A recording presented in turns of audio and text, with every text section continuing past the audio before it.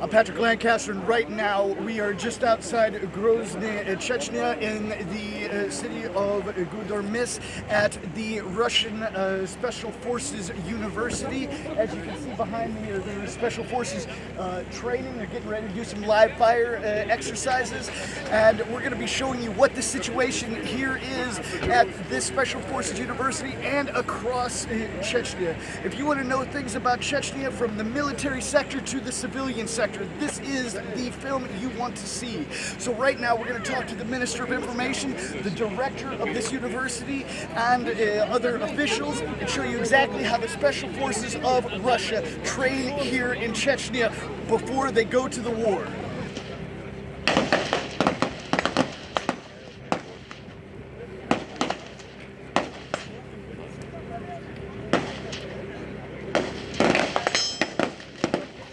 Байбетер – помощник главы республики, который курирует работу Российского университета спецназа с первого дня. Вот они сейчас вводный курс делают, а дальше уже можно будет подходить к добровольцам, там добровольцы тренируются. Все добровольцы, они проходят здесь тренировку. И дальше по локациям пройдем.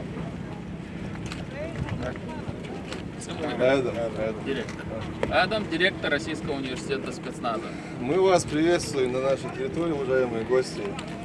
Мы готовы ответить на все ваши вопросы. На данном этапе мы стоим над смотровой площадкой. Здесь у нас 3 полигона. Загруженность у нас большая. Мы достраиваем еще 2 полигона дополнительно сзади. Вы видите. Это 200-метровые галереи. Там ниже у нас проходит подготовку наши добровольцы. Сейчас, вот на данный момент мы вам покажем, дальше вниз пойдем аэродинамическую трубу. Она самая большая в Европе у нас.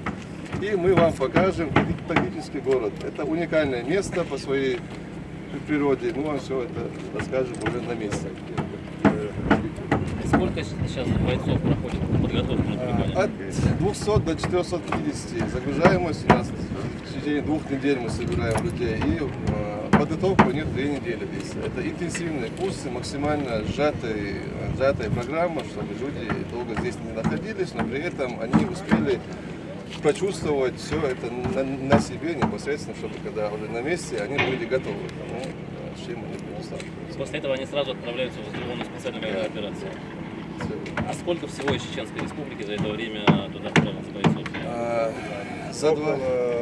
После начала СВО около 13 тысяч добровольцев мы подготовили, отправили. Помимо подготовки мы их одеваем, обуваем, вся экипировка, все выдаем.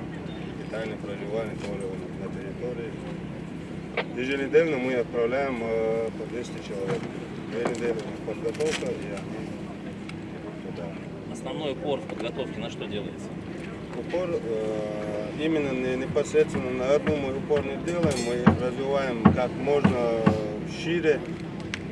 Обычно они приходят, мы изначально всем даем одинаково базовую одну подготовку, потом мы их по направлению, то есть по специальности разделяем. Пулеметчики, автоматчики, снайпера, медицины там, и так далее. Статистика есть по погибшим? Да? Погибшим? Те, которые прошли обучение? К сожалению, есть. Если война, у меня нет. Это В ходе подготовки каждый человек, ему нужен индивидуальный подход. Кто-то хорош, допустим, короткая дистанция, кто-то дальняя дистанция. То есть здесь уже на месте проходит этап отбора, где кто в чем гораздо. Поэтому подготовка по всем направлениям, как штурм, короткие дистанции, дальние дистанции, снайпера и так далее. Галюченко Марина, издательский дом «Аргументы недели». Скажите, пожалуйста, есть ли здесь у вас обучающиеся из регионов? И конечно же есть. Какие преимущественно? СПФУ или это вся Россия? Знаете, это вся Россия. Не только Чечня и СКФУ, а вся Россия. Более мы того, сейчас подойдем к добровольцам, вы сами увидите, из всех регионов России к нам приезжают. более того, это международный университет уже стал. У нас проходит обучение с разных регионов, стран мира, поэтому университет открыт для всех. Это автономная некоммерческая организация. Мы работаем для людей, для всех. То есть мы даем людям то, что они ищут, то, что они хотят. То есть мобилизованные же могут конечно, поступать, а просто у нас много гражданских, которые учатся у нас на разных курсах. Это может быть практическая медицина, это может быть какие-то снайперские направления, это может быть Просто знакомство с оружием. Перед тем, как отправиться в зону СВО, человек может приехать к Но нам. смотрите, Сотнями наши граждане к нам во время мобилизации приезжали, восстанавливали свои навыки тут у нас, потом уезжали и ходили на зону. То есть, получается, это кадровые военные, это кузница кадровых военных. Или просто гражданские могут приехать к вам потренироваться, Нет, да? Гражданские кадры, военные могут приехать, и гражданские люди. Это автономные некоммерческие организации, могут заниматься и с военным, и с просто вы должны правильно понимать, что если у нас в стране есть проблема, типа в форме СВО, да, то есть мы просто делаем все, что мы можем. Но университет и добровольцы это как бы не одно и целое. Мы подготавливаем людей, мы подготавливаем добровольцев, мы даем им знания, базовые азы, чтобы они, когда оказавшись на территории проведения специальной операции, чтобы люди были готовы, чтобы они знали, куда они идут, с чем им работать, как им работать. То есть это А скажите, пожалуйста, а кто финансирует? мы на самообеспечении. Ага. Нас не финансируют. Единственное, у нас фонд Кадырова Ахмата Хаджи нас поддерживает с самого начала, с самого зарождения университета. Это, безусловно, самая важная поддержка. Без нее нам бы, наверное... Он имеется в виду, нас не финансирует университет сама, а подготовка добровольцев вся финансирована лежит на фонде. А сколько нужно времени, чтобы подготовить бойцов? 2 недели. 2 недели. Ну, мы все, военные люди это понимают, что 2 недели это мало, но все равно мы стараемся хоть чего-то людям давать. Большинство людей уже в данный момент, которые проходят у нас второй раз, третий раз, даже есть люди, которые 5-й раз приходят к нам. Мы все равно их принимаем, они повторно проходят вся программа с новичками, потом уходят. Те добровольцы, которые повторно приезжают, у нас есть инструктора, которые собираются, все специалисты, они рассказывают, что они там увидели, что, как они рассказывают, исходя из этого мы сформируем новую программу. То есть обратная связь работает, обратная да? связь очень хорошо работает. А что нужно, чтобы к вам попасть? Какие минимальные требования? То есть понятно, Желание. что все-таки. То есть как минимум нужно быть мальчиком. Что еще нужно? И девочки. И девочки тоже можно? Конечно. Кто угодно может прийти. То девушки и мальчики тоже приходят. Девочки приходят к курсу, не к добровольцам, подготовить. А у нас есть и женские курсы тоже. Ага. Ну, по возрасту, может быть, какие-то минимальные, максимальные требования? Или тоже до любого возраста может прийти человек, которому 50 лет, 60 лет? Если тоже вы возьмете?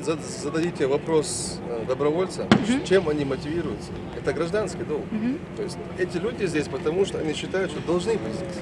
Поэтому они обучаются. Они находят пути, как туда попасть. Законные пути. Вот эти люди приходят к нам, они проходят обучение. А они вам что-то платят за обучение? Нет, конечно. То есть просто приезжаешь и все? Да, Наши добровольцы, которые к нам приходят, не то, что они нам кто-то что-то платит, мы им даже оплачиваем их дорогу. То есть они приехали на такси, мы возвращаем деньги. Если прилетели на самолет, мы возвращаем деньги за билет. Просто те, кто к нам попадает, свои, не то, что нам что-то они платят, даже свои рубля они не тратят. Мы То, что они тратили, мы... Если мы за 2 недели 400 человек собираем здесь, потом потому что некоторых мы переводим уже на следующий поток, потому что загруженность большая. Одномоментно сколько здесь может быть? 450 по нашей готовности. Это добровольцы, помимо добровольцев столько же еще и другие люди. То есть помимо добровольцев мы подготавливаем и местных подразделений, это Росгвардия, МВД, Минобороны. И помимо них из других регионов с подразделений тоже проходят люди. А форму ребята сами приобретают? Форму тоже мы предоставляем. Форму экипировку полностью выдаем мы. За счет фонда. Он покупает, привозит, мы выдаем. Те добровольцы, которые повторно приезжают, они повторно получают полностью весь экипировку, начиная с обуви, все там, термобелье, что там нету, полностью. А что включает в себя базовая подготовка? Базовая подготовка, которая получается. Это знакомство с оружием. Базовая подготовка – это, чтобы человек, то есть есть у нас офицеры, которые сотрудники отставки, они приходят, они восстанавливают свои навыки на базовом огневом подготовке. Те люди, которые гражданские, им же нужно понять, что это такое оружие, как с ним обращаться. Вот она и есть базовая подготовка. Тактическая медицина, тактическая стрельба, минно-взрывное дело. Тактическая медицина тоже есть, инженерная подготовка тоже есть, окопные бои тоже есть, тактика специальная подготовка тоже есть. Все мы включаем, максимально все, чтобы люди были хотя бы понемножку по направлениям, чтобы они были более-менее подготовлены. В целом, резюмируя, в университете можно получить курс абсолютно любой ситуации, что была на планете. Здесь моделируется все, в буквальном смысле. Здесь моделируются обстоятельства, положение, ну, то есть... Обычный гражданский человек может прийти и Здесь, пройти курсы, получить. я же вам сразу сказал, университет на самообеспечение. Естественно, мы предоставляем платные услуги, обучение разным курсам. Как проходит проверка вот добровольца, что завтра он не даст какие-то дела, наоборот? Как эта проверка проходит? Человек уже придя к нам, как в качестве добровольца, он уже знает, куда он идет. То есть это уже психологически, этот человек готов к тому, что он идет защищать свою родину. Вы должны это понимать. То есть, И помимо нас, это есть люди, которые проверяют людей. Наша задача не проверять людей, а подготовить людей к войне и СВО. А есть другие организации, которые проверяют. Можете представиться и как вас точно, ну, как в титрах вас представляют? я директор Российского университета спецназа Дашаев Адам Даутович. Помощник главы и руководитель Российского университета спецназа Вайханов Байбек Халилович. Спасибо большое.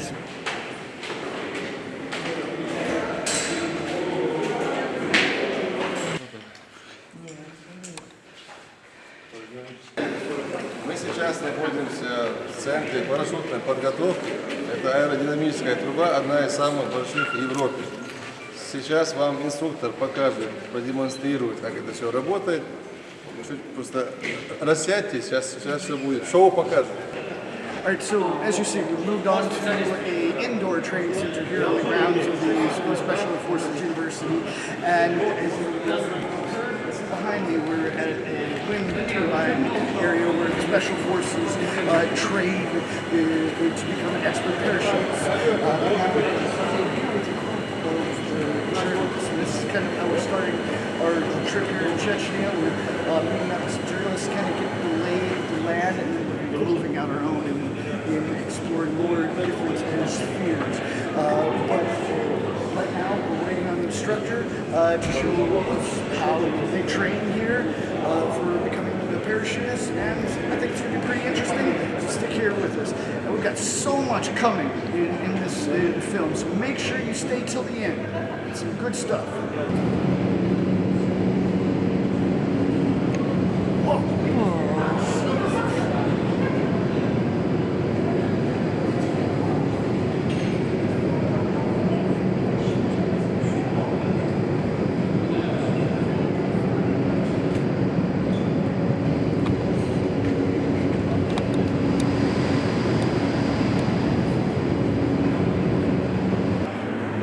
Управляем поток по процентам, добавляем, снижаем температуру, вот здесь у нас фазы, скорости, вот время.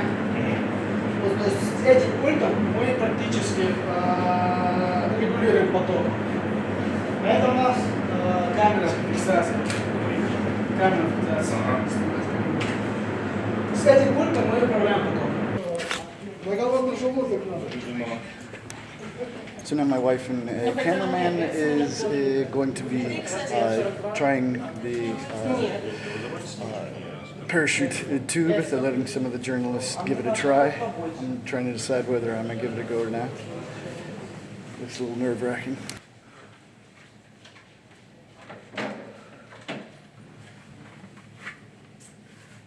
All right, so I decided I think I'm going to give it a try. As we heard from the director, this is not just a Special Forces training facility, but it's also a civilian facility where civilians can come to train if they'd like as well. So we're here as civilians, of course, training on this privately funded center here on the territory of the Special Forces privately funded university. And we're going to give the tube a try.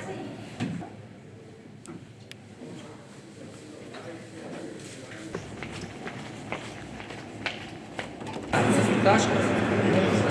Подойдите сюда, смотрите. Будете летать на животе, запоминаем 4 простых знака. Такой знак означает прямые ножки. Ножки выпрямляешь. Носочки тоже вот себя. Вы сделали это, я сделал это, да? Понимаете? Не до конца. You must have straight legs when he shows you like this. When it is this, straight legs. Yes. When you're gonna fly on the belly, you should remember 4 simple signals. This sign means straight your legs. This sign, bend your legs slowly. This sign, up your chin. And the last one, up your chin finger, up your chin. And the last one, relax. Straight your legs, bend your legs, up your chin, relax. If you near a window, you should push yourself away with hands, or you're gonna back, you should push yourself with legs. Is there just one speed, or is there like Oh, high, no, slow? How slow? So you were, when you did it, you were on high speed, yes? If I want high speed, I show the other instructor high speed. But with us, it'll be slow speed. Yeah. Yes, okay, great. We're gonna fly on the low speed. Okay, the next one. Can I ask one question? What's the ratio of civilians to military, that will be military training? The military. Versus a ratio, civilian versus military. There is difference at the military. They are flying with their Munitions. Their Ammunition. And they're geared. Yeah. But is there a lot that train here, or is there more civilians?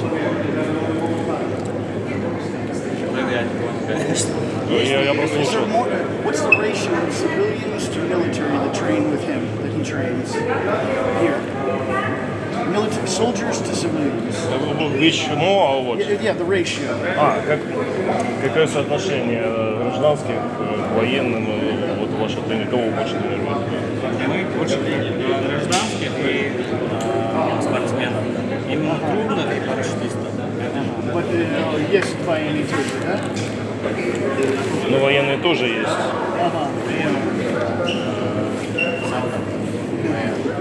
Okay, great.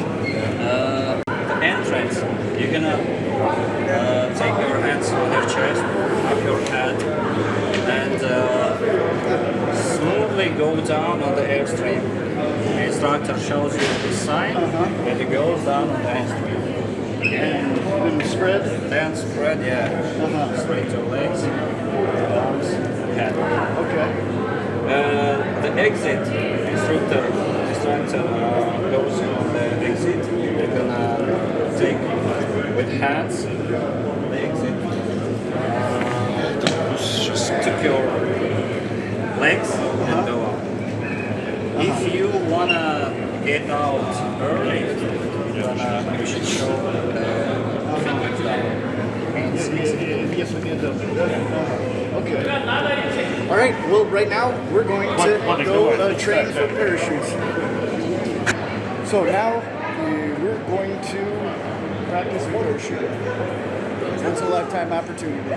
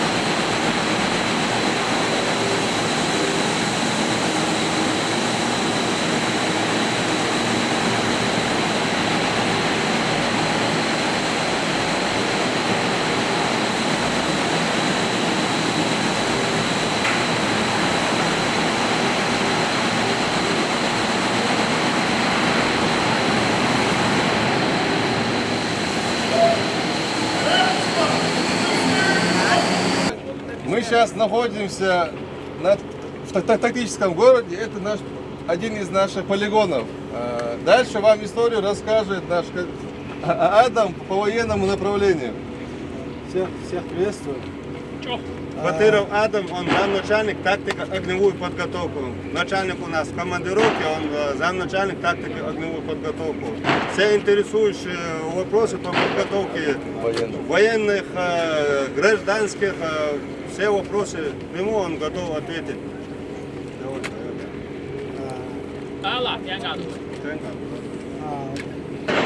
Всех еще раз приветствую. Мы сейчас находимся в тактическом городке, скажем так, тактика огневая подготовка. В основном вся тактика огневая часть у нас проходит в этих галереях. Ну, тактические какие-то действия, которые непосредственно занимаемся подразделениями, это у нас чуть позади, в тактических городах тоже у нас тактические действия. То есть сейчас у нас непосредственно проходит приматч к соревнованиям свои люди. Помимо этого у нас проходят подготовку разные подразделения, то есть непосредственно люди, которые просто решили приехать, позаниматься, то есть и такие у нас есть. Помимо тактического городка на территории проходит также огневая часть, тактическую проходят также добровольцы, помимо этого. То есть все направления у нас активно занимаются. Давайте пару слов добавлю. Инструкторский состав, они сами за себя не будут говорить. Инструктора, которые здесь занимаются подготовкой бойцов, они являются чемпионами мира. В Иордании они заняли первое место, в Эмиратах заняли первое место. Инструкторский состав Российского университета спецназа. Причем заняли первое место с рекордным отрывом. Значит, эти ребята, они занимаются... Спасибо. Сейчас есть такой проект, реализуется в масштабах страны. Аналогичные площадки собираются создать в округах Российской Федерации. И инструктора, которые на месте в каждом округе страны будут готовить бойцов, эти инструктора здесь у них проходят подготовку. То есть ребята, в них вложено столько инвестиций, у них такой колоссальный опыт времени, ресурсов, финансов вложено. Инструкторский состав у нас на вес золота, это лучшие специалисты в мире. Здесь проходят подготовку в том числе из зарубежных стран. По-моему, если коллеги не рассказали, они расскажут, здесь проходят подготовку, насколько я знаю, проходили команды из Китая, из Беларуси, из Эмиратов, из различных зарубежных стран приезжают сюда. Мы весь этот процесс подготовки сейчас затормозили из-за того, чтобы нам сейчас показать все, поэтому нам надо двигаться в темпе, хорошо? Все, Элла, будь за рулем, мы идем за вами. Так, давайте пройдемся вот по галереям, то есть поднимемся наверх и прям учебные точки, учебные мероприятия все посмотрим. Все, договорились, пошли.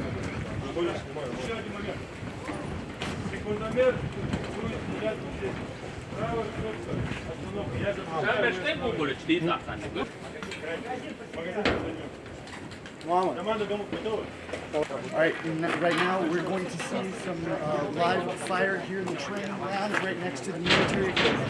We're going to see the trainees do a target practice here, and we're also going to see it from above. Молодец какой. Проходим сюда, проходим, ребят.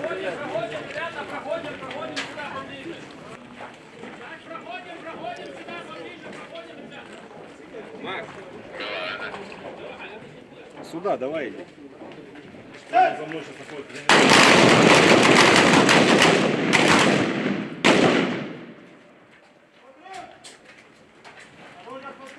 происходит тренировка бойцов, вы можете ее наблюдать, собственно.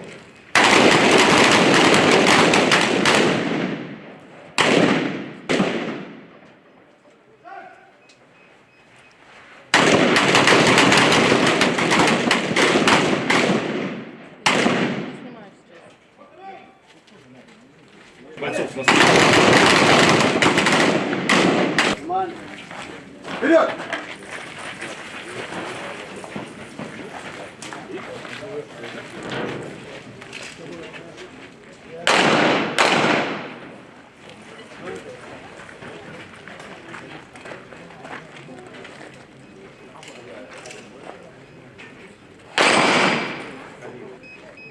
Сейчас вместо мишени станет. Поднимаемся. Меня зовут Назар Кадыров, я племянник Назара Матовича Кадырова. На данный момент советник и помощник по силовому блоку Назара Матовича. я взял оружие в руки. Я не помню, я, по-моему, лазил по полу, когда я взял оружие. То есть у нас даже где-то на съемке это зафиксировано. И начал активно заниматься этой деятельностью, этой сферой, то есть где-то 6 лет. То есть с 1 класса, можно сказать, я уже обучался. У нас был в селе такая молодая крепость, называлась База, и мы там занимались. Абрам Ахматович сам посещал нас, и у нас были очень хорошие инспектора. И с тех пор мы тренируемся и продолжаем тренироваться, обучаться, и дальше будем развиваться. Спасибо.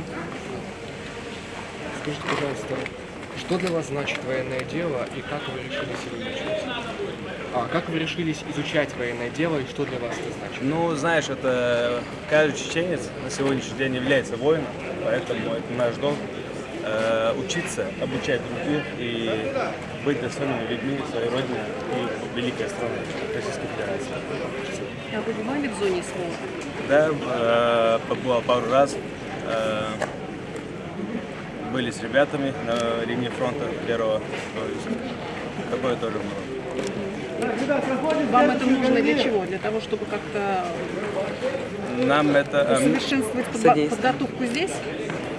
Нет, конечно, мне это нужно, чтобы знали, что в любой момент, что мы тоже рядом, что мы дома не отсиживаемся и что мы можем сразу прийти в помощь, если нужна какая-нибудь помощь или если нехватка людей.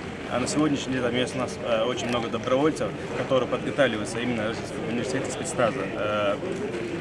Тут каждый может прийти, новичок, и стать профессионалом. То есть это нет аналогов этому месту, поэтому наши люди, именно которые там работают на СВО, воюют и на спецоперации, самые лучшие. Поэтому у нас хороший показатель. Там Ахмат спецназ сегодня показывает самые лучшие, берет самые лучшие верхние высоты. Спасибо.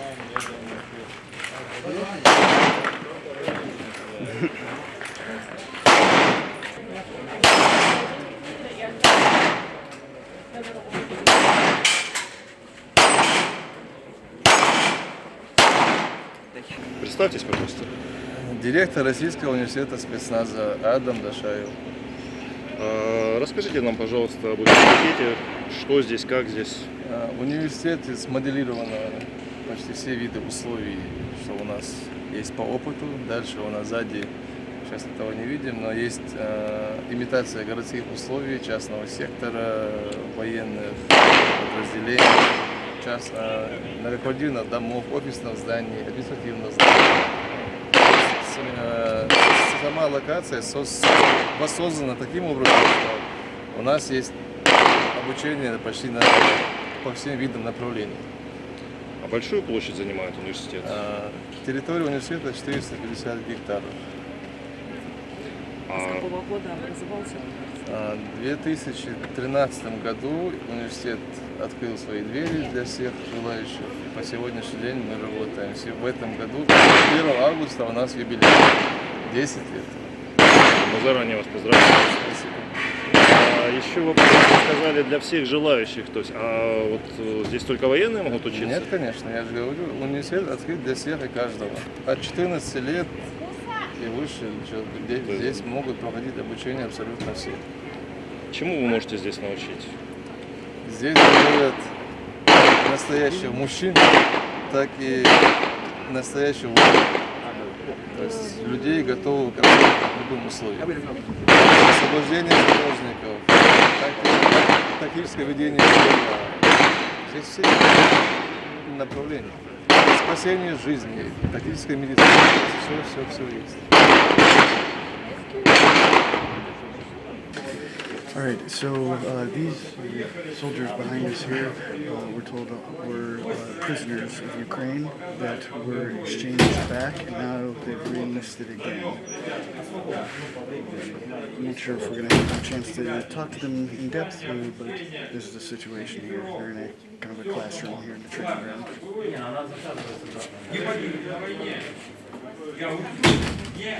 So we've shown you a little bit of the Special Forces live fire training here on the Special Forces University. We've even shown you some of the civilian training where they let some of the journalists, as you saw, my lovely camerawoman wife, shoot.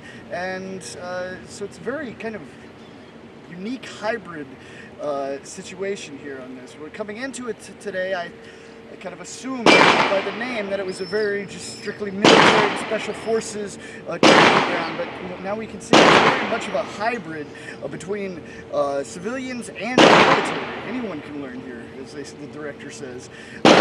So we're going to continue. I don't think we're done here yet today. As you see, there's tanks and armored personnel carriers behind us. We might see something with those today, or we might even come back on our away from the journalists to give you some more exclusive content here in this film. We've got a lot to come, and I'm hoping we can get all this into one film, or we might do several parts. We'll have to see, because we show you what's happening. We don't make what's happening. All right, here we go to the next interesting thing. Мы находимся на территории специального полка имени нашего первого президента, героя России Ахмата Хаджи Кадырова. Самое элитное подразделение Чеченской Республики. Ребята, которые прошли и две военные кампании Чеченской Республики, также на территории Донецкой, Луганской, на всех новых территориях, везде показывали самые высокие результаты. Замет Чалаев, командир полка, герой Российской Федерации, герой Луганской Народной Республики, герой Чеченской Народной Республики. И сейчас подъедет первый заместитель министра внутренних дел по Чеченской Республике, генерал Аслан Ирасханов. Здесь вначале будет обращение к бойцам, вручение некоторых наград, после чего мы пройдем в ту сторону, там для нас подготовлены показательные выступления. Хорошо? Так, я вам сейчас предлагаю переместиться вот туда, поскольку вот сейчас как начальство подойдет, они поздороваются, все вместе ответят и начнется мероприятие. All right. Right now we have arrived at the main, say, military police headquarters. These are police officers of Chechnya that have taken part in many military actions, and they're basically special forces in the military, but they're also police officers. So right now we're going to see some actions by them, and hopefully get to know a little bit more about the information about how they promote and perform. Генерал-майор, личный состав специального полка полиции имени Героя Российской Федерации Ахмата Абдулхамидовича Кадырова по вашему указанию построен. Докладывал подполковник полиции Шаганов. Ассаламу алейкум.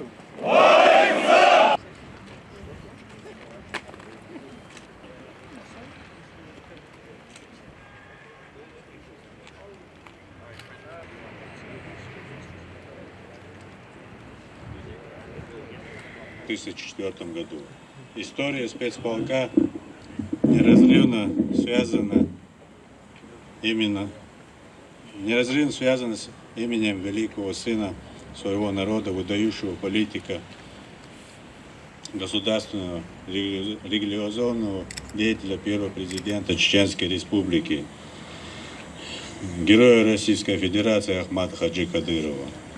Я с полной уверенностью могу сказать, что специальный полк полиции имени Героя России Ахмата Абдулхамидовича Кадырова, МВД по Чеченской Республике, является одним из самых наиболее безопасных, боеспособных подразделений Министерства внутренних дел Российской Федерации.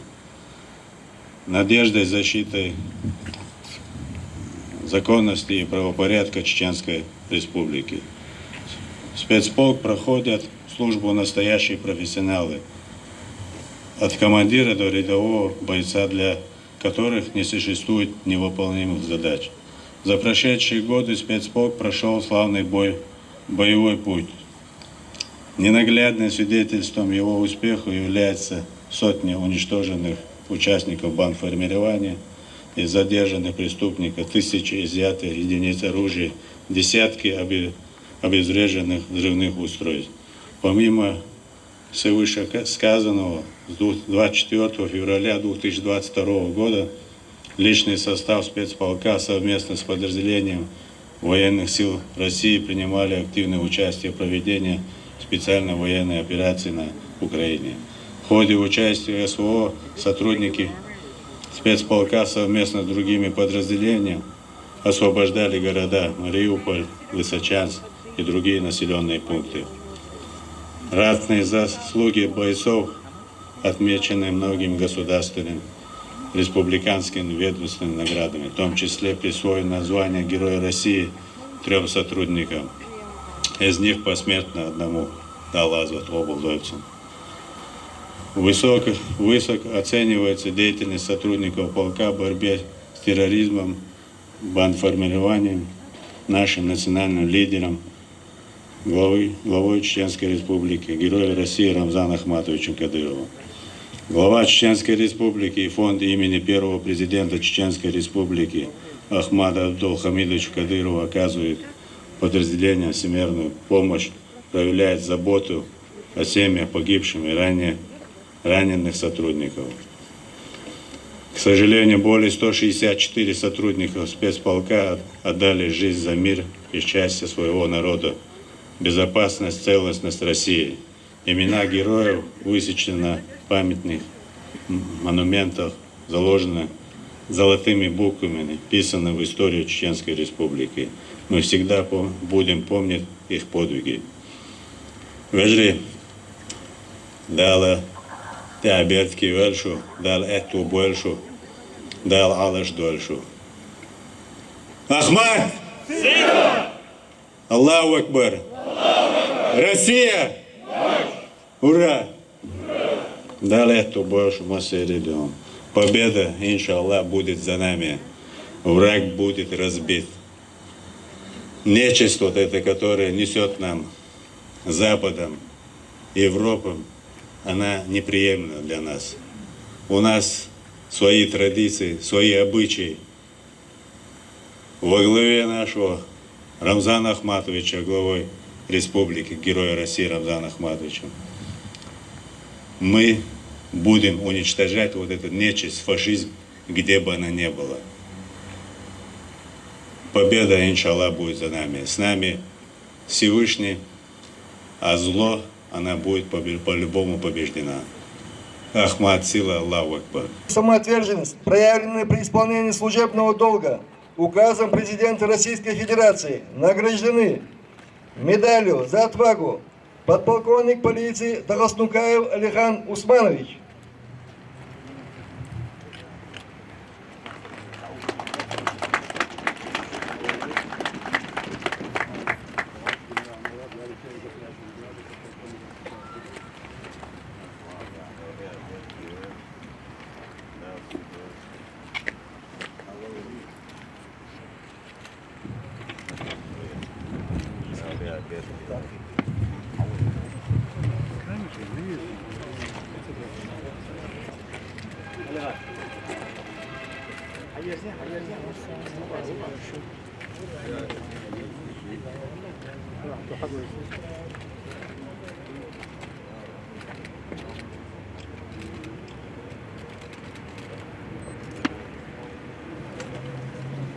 Служу России, Ахмад, сила, Аллаху Акбар.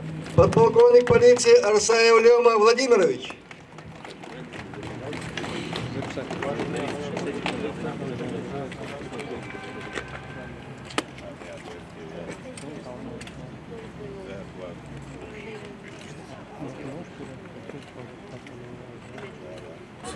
Майор полиции Булатов Мухтар Мухидович. Some of the Special Forces police officers here, and while they're doing that, we're going to have a look through.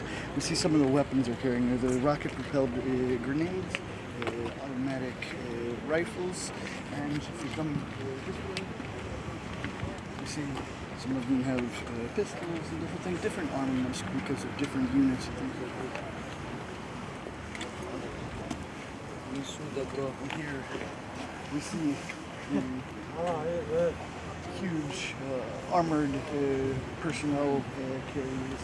This is called Akhmat. Капитан полиции Бисултанов Байсангур Бесланович. Smaller ones that are also used across the special areas during the war. This is called REES, BORs, different armored personnel carriers, basically, even down to a regular, smaller Patriot truck. All of these vehicles produced by Russia and in Chechnya, for that matter. So now we're going to move back to the area where they're giving the awards and talk to some of the soldiers, hopefully, about the situation.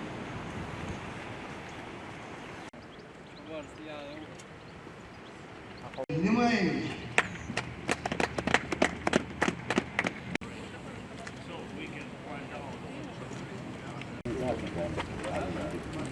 Хамасов у нас. Да, расскажи ты мне. Был 3 раза ранен. И при тяжелых ранениях, которые он не мог передвигаться, тогда снялся из боя. А 2 раза, будучи ранен, остался в бою. Тоже хороший боец, командир батальона. На съемках, видео, записях, возможно, вы все слышали, есть записи. Хамас постоянно наводил крах, страх. Это точно. Так что бойцы у нас скромные, но отважные. Да,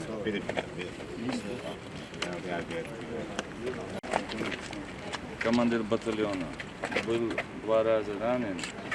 И будучи ранен, когда ребятам пришлось его вытащить из боя и нести на руках где-то километров 6-7. Он отказался, чтобы его несли, будучи полностью лицо и тело ранением, он сам вышел из боя. Его потом даже люди, врачи не верили, что он мог сам передвигаться.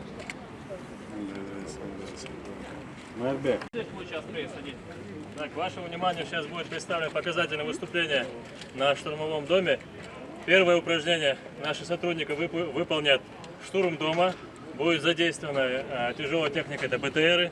После первого упражнения вам будет показано, как наши сотрудники могут выполнять упражнения, так называемые по профессии высотники. И вашему вниманию будет представлено в общем 3 упражнения. Где нам стоять? Вам необходимо будет стоять на безопасном расстоянии, буквально, в принципе, на этом месте. Чуть назад, Чуть ребят, назад, да. Назад. Взрывы будут, взрывы. Будут взрывы. Еще назад. Вон до стены много места. Назад, все увидят. So now we've moved on a little bit farther into the base of the internal Vaiska, or MVD as they call it, and they're going to be showing us a military technical show with the equipment as we see coming up right now, and it should be pretty interesting.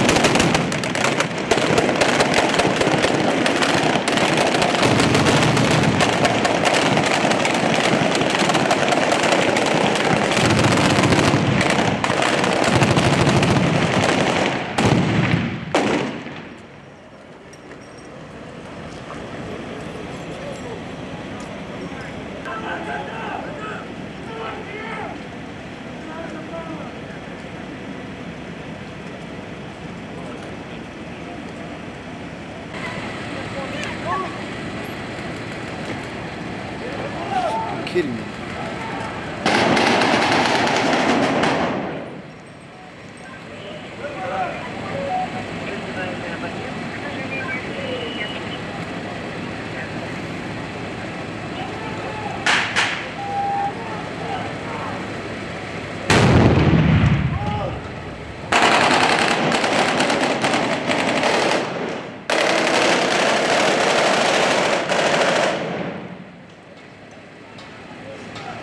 Hello.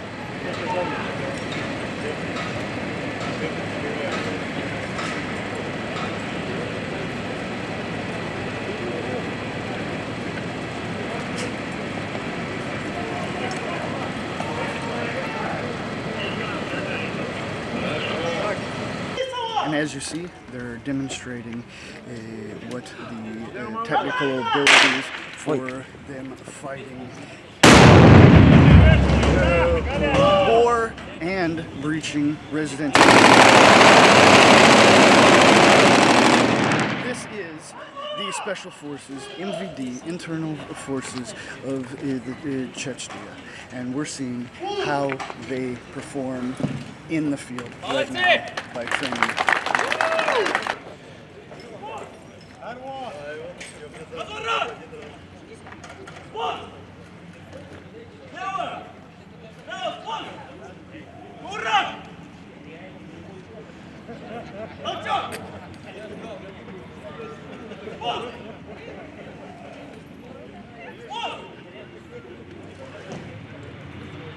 And that was a demonstration by the internal Vaiska,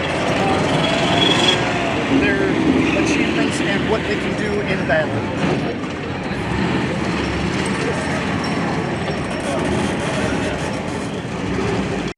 Seemed to go pretty well, pretty loud, pretty interesting. Hope you got something out of it. You're learning with us. We're trying to give you the best coverage of Chechnya, both the military sector and the civilian sector as we can. Doing our best to show you everything here on the ground as we always do, no matter where we are. So we're going to move on and keep bringing you everything possible.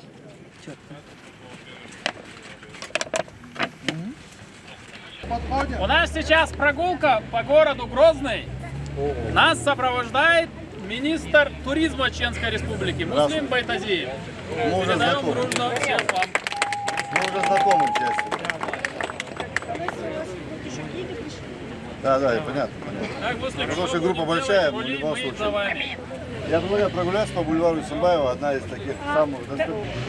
Okay, so as you heard, right now we're going to take a little bit of a guided tour by the Minister of Tourism of Chechnya through the center of Grozny. Should be pretty interesting.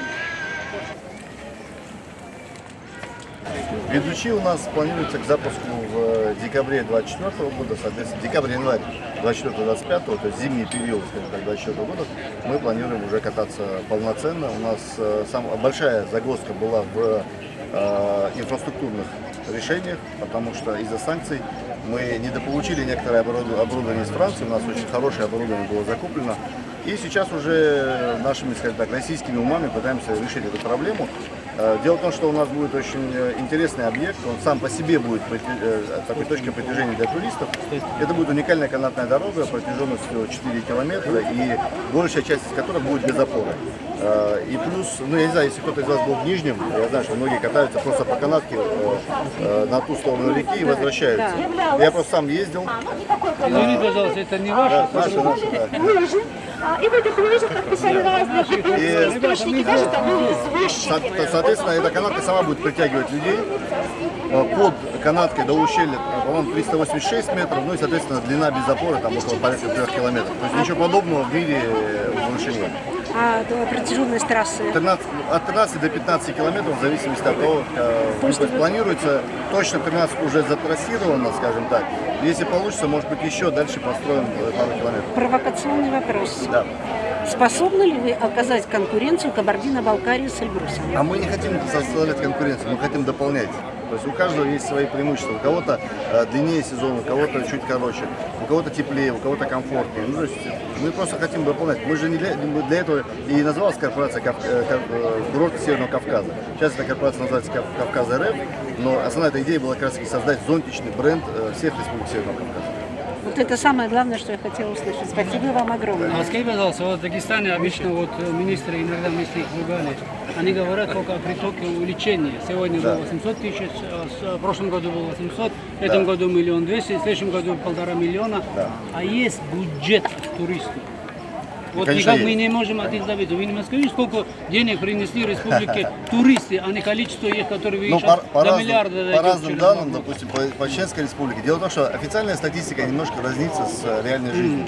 Я думаю, что Да. это, в принципе, во всех сферах, Да, но то же самое и в туризме. К примеру, когда мы считаем ВРП региона от деятельности туризма, в учет берется только деятельность отелей и заведения общепита. Да, все не А все посчитаешь. остальное, ну, а такси, стройка, рынки, сельхозка, медицина, это все не берется в расчет.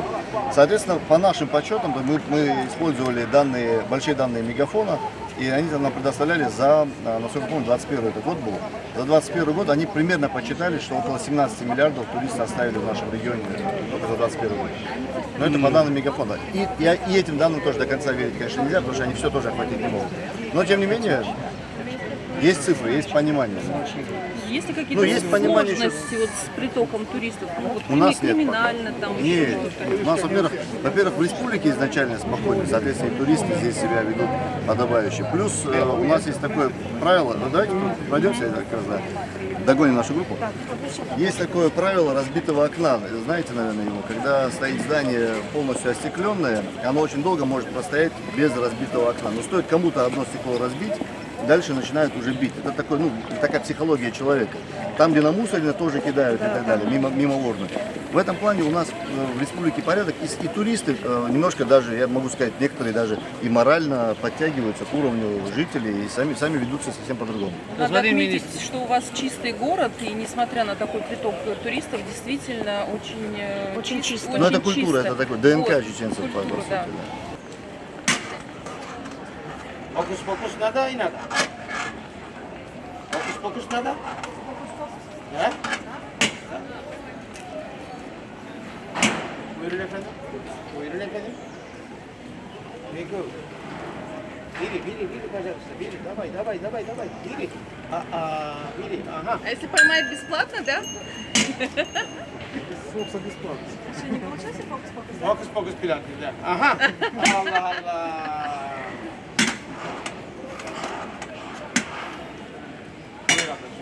Спасибо.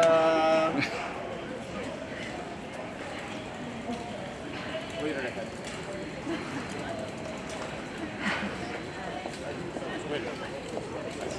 Спасибо.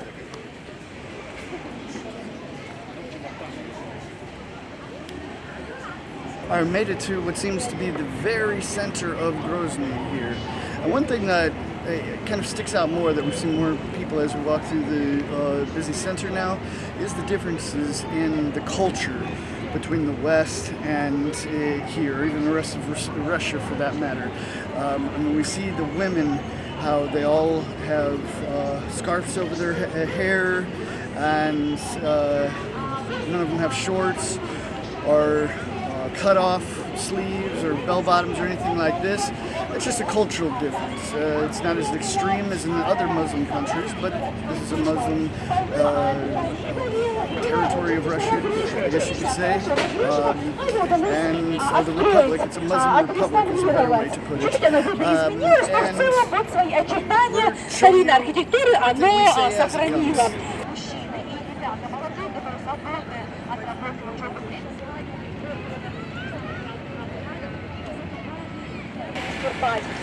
Это зона пешеходная.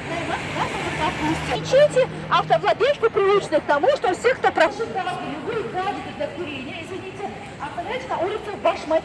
So we've got a rare chance to go inside the center mosque here in Grozny and film. It should be pretty interesting.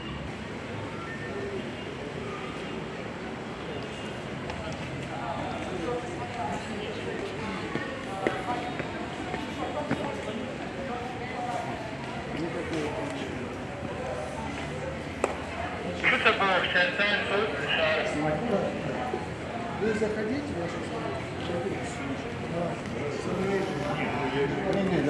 Где? А то вдруг не там где-нибудь.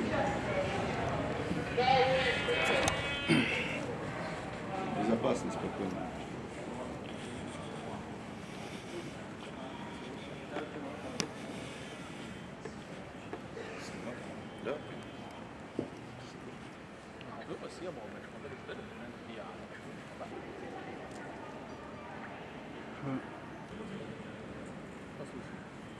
Как мы знаем, в столице Чеченской Республики, в сердце Чеченской Республики, в городе Грозном. И мы находимся в центральной мечети города Грозный, которая так и называется «Сердце Чечни». Эта мечеть называется «Сердце Чечни» имени нашего национального лидера, нашего первого президента Ахмада Хаджи Кадырова. Имам мечети, представитель духовного управления мусульман Чеченской Республики, Осман, наш дорогой брат, вам расскажет про информацию про данную мечеть. И в том числе министр туризма Муслим тоже здесь на месте. Если есть вопросы, вот задавайте. Осман, вкратце информацию, сколько человек вмещает, когда построено? Когда было построено?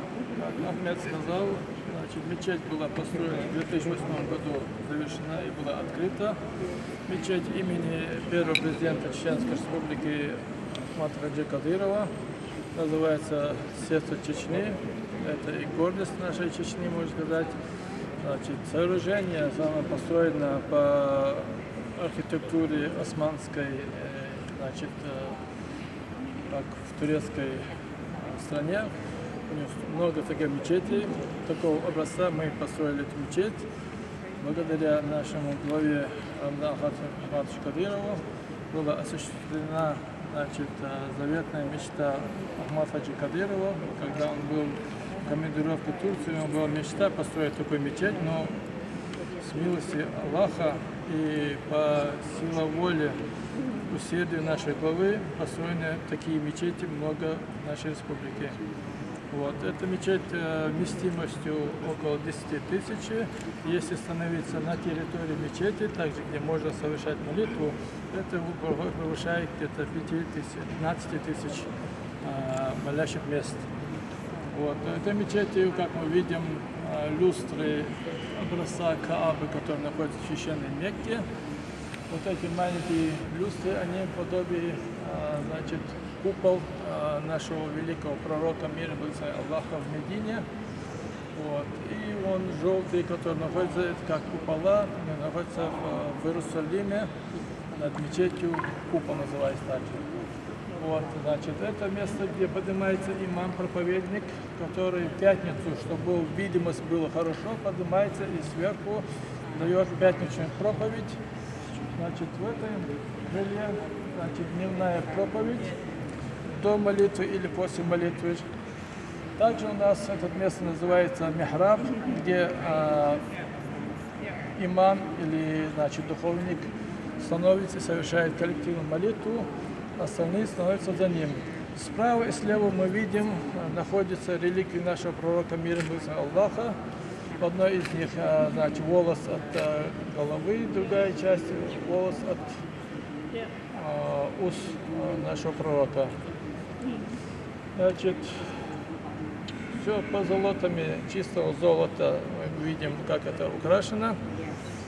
Значит, все наши мероприятия, можно сказать, ранее проходили здесь, в этой мечети, религиозные обряды.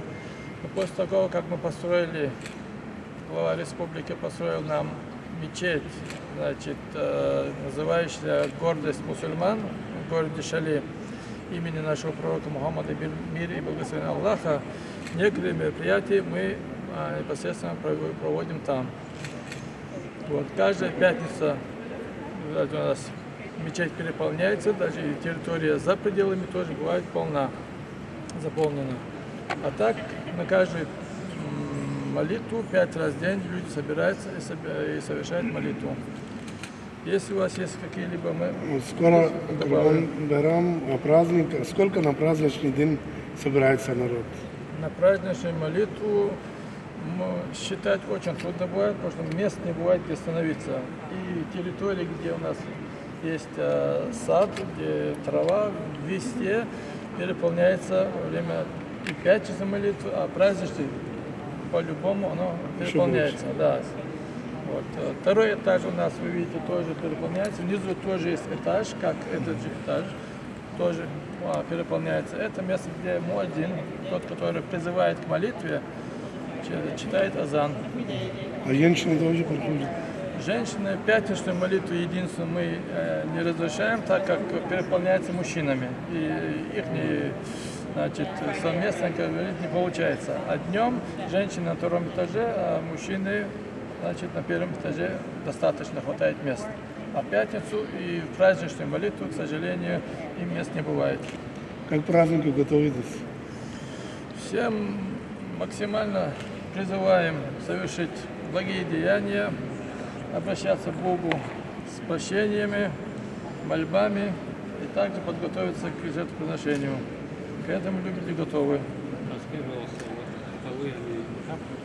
Да, передняя часть особенно отапливается, где большинство людей бывает. А так сама температура, да, хорошая здесь, да, холода не чувствуется. А сколько времени стройка ушло время? Агим, Башар Адинер. Строительство мечети было начато в 2006 году, а закончили в 2008 году уже. За 30 месяцев была построена мечеть. Просто рекордно короткие сроки, получается, 2,5 года. С момента закладки капсулы 2,5 ровно года длилось строительство, турецкие строители строили. И за 2,5 года уже закончили строительство в 2008 году. Спасибо. Спасибо. Спасибо.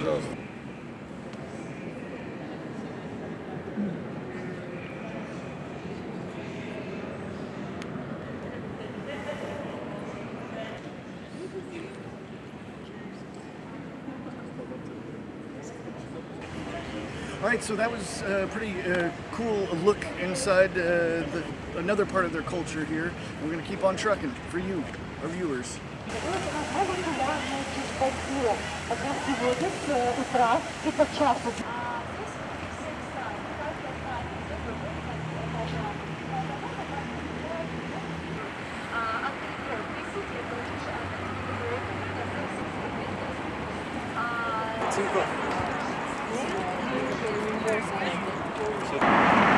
This is Main Street in Grozny. High rise, the river going through the center. Now, one thing that needs to be commented on, this is our second day here, we've seen no evidence of old war damage or anything like that. Maybe there is, we're going to find it, we'll try. That's the situation we're in now.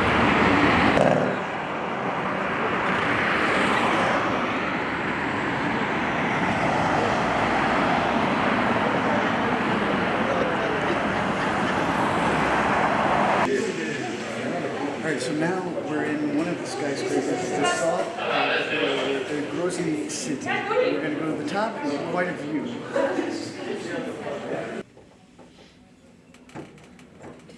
Какой? 29-й, да? All right, so now, Еще 3 человека сюда. so now we're headed to the top. Стоп. Сюда не надо.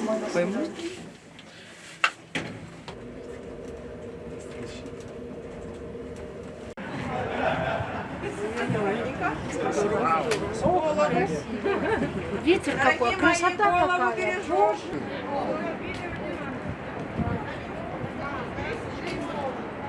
Друзья, будем подниматься в верхнюю часть смотровой площадки. Оттуда вы будете любоваться.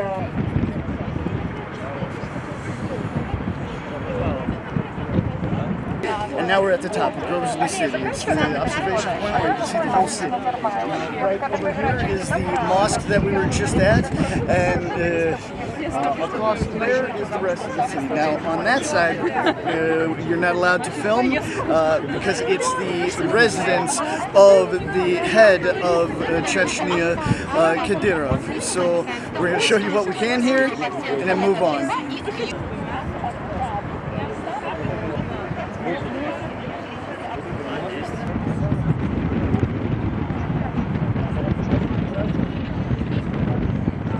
So we've shown you what we can here today. There's a lot more to come, and we're going to make this the best film we can for you.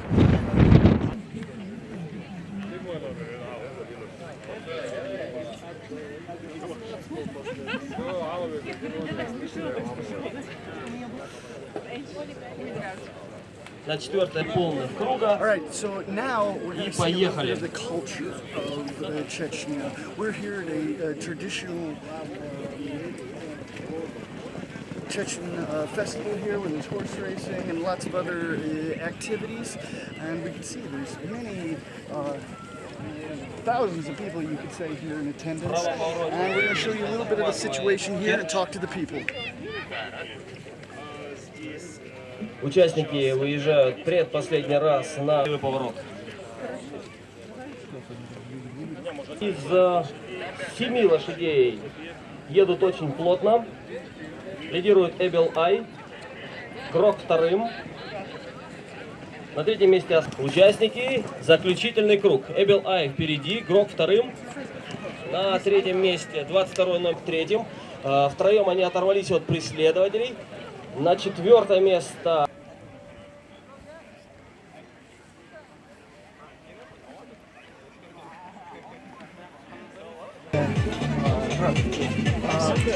можно предзапись?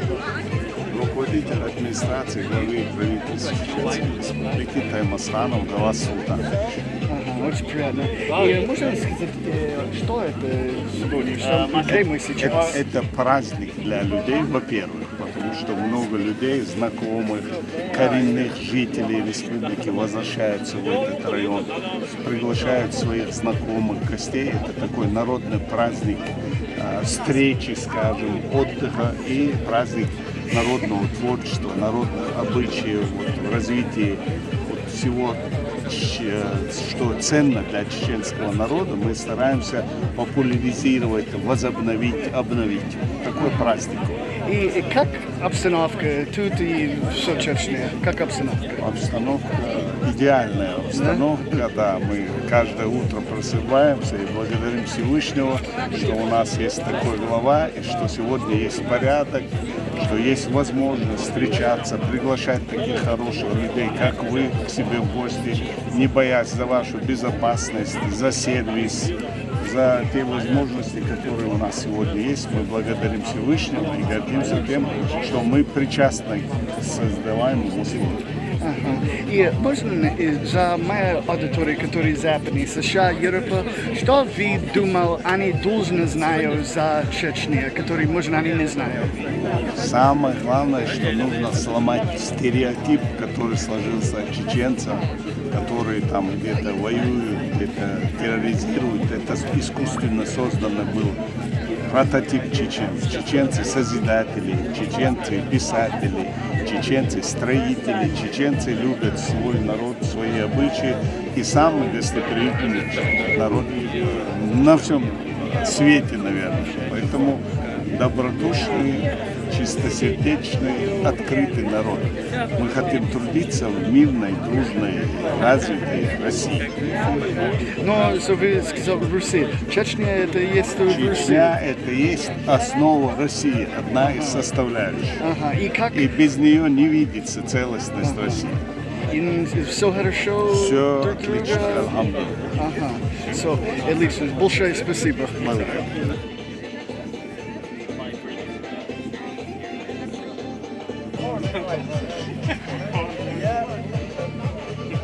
Пожалуйста, откуда этот кубок и за что его наградили? За этот кубок за чего наградили? Да. За то, что выиграли. А что выиграли? Где участвовали? Выиграли. Здесь выиграли мы сейчас. На втором заезде выиграл жеребец Дубай World Bars. Сын Хорезма и локация.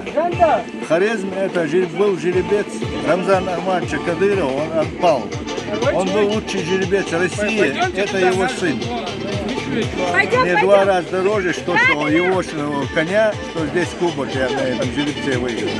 А скажите, какой сегодня праздник? Праздник Биноевская весна. Это самый дорогой праздник у нас. А какие у вас мероприятия происходят в этот день? Все вегетовка, танцы, борьба, подтягивание, все здесь есть. А много туристов вообще к вам приезжает? Туристов? Их пересчитать невозможно. Я и не знаю, что в нашей стране столько людей. Когда я в город приезжаю, я из наших мало вижу. Спасибо большое. Спасибо. С победой вас. Спасибо. All right, so you see we talked to one of the officials here, and the winner of the race. I kind of think he's the owner of the horse that won, is my impression. But we're bringing you everything we can here on the beauty of Chechnya and everything in between.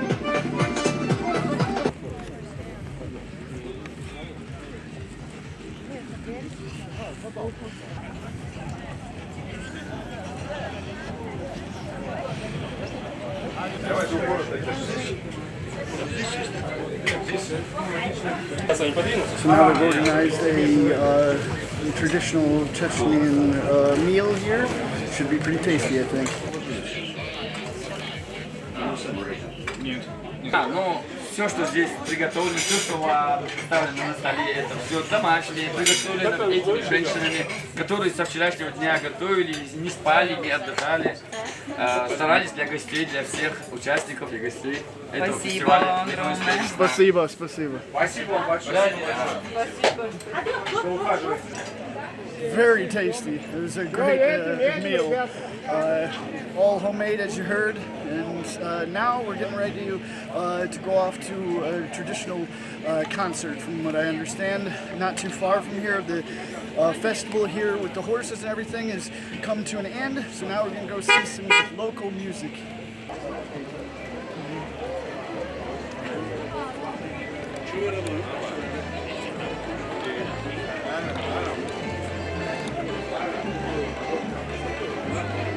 Цугуев Асланбек Гапаевич.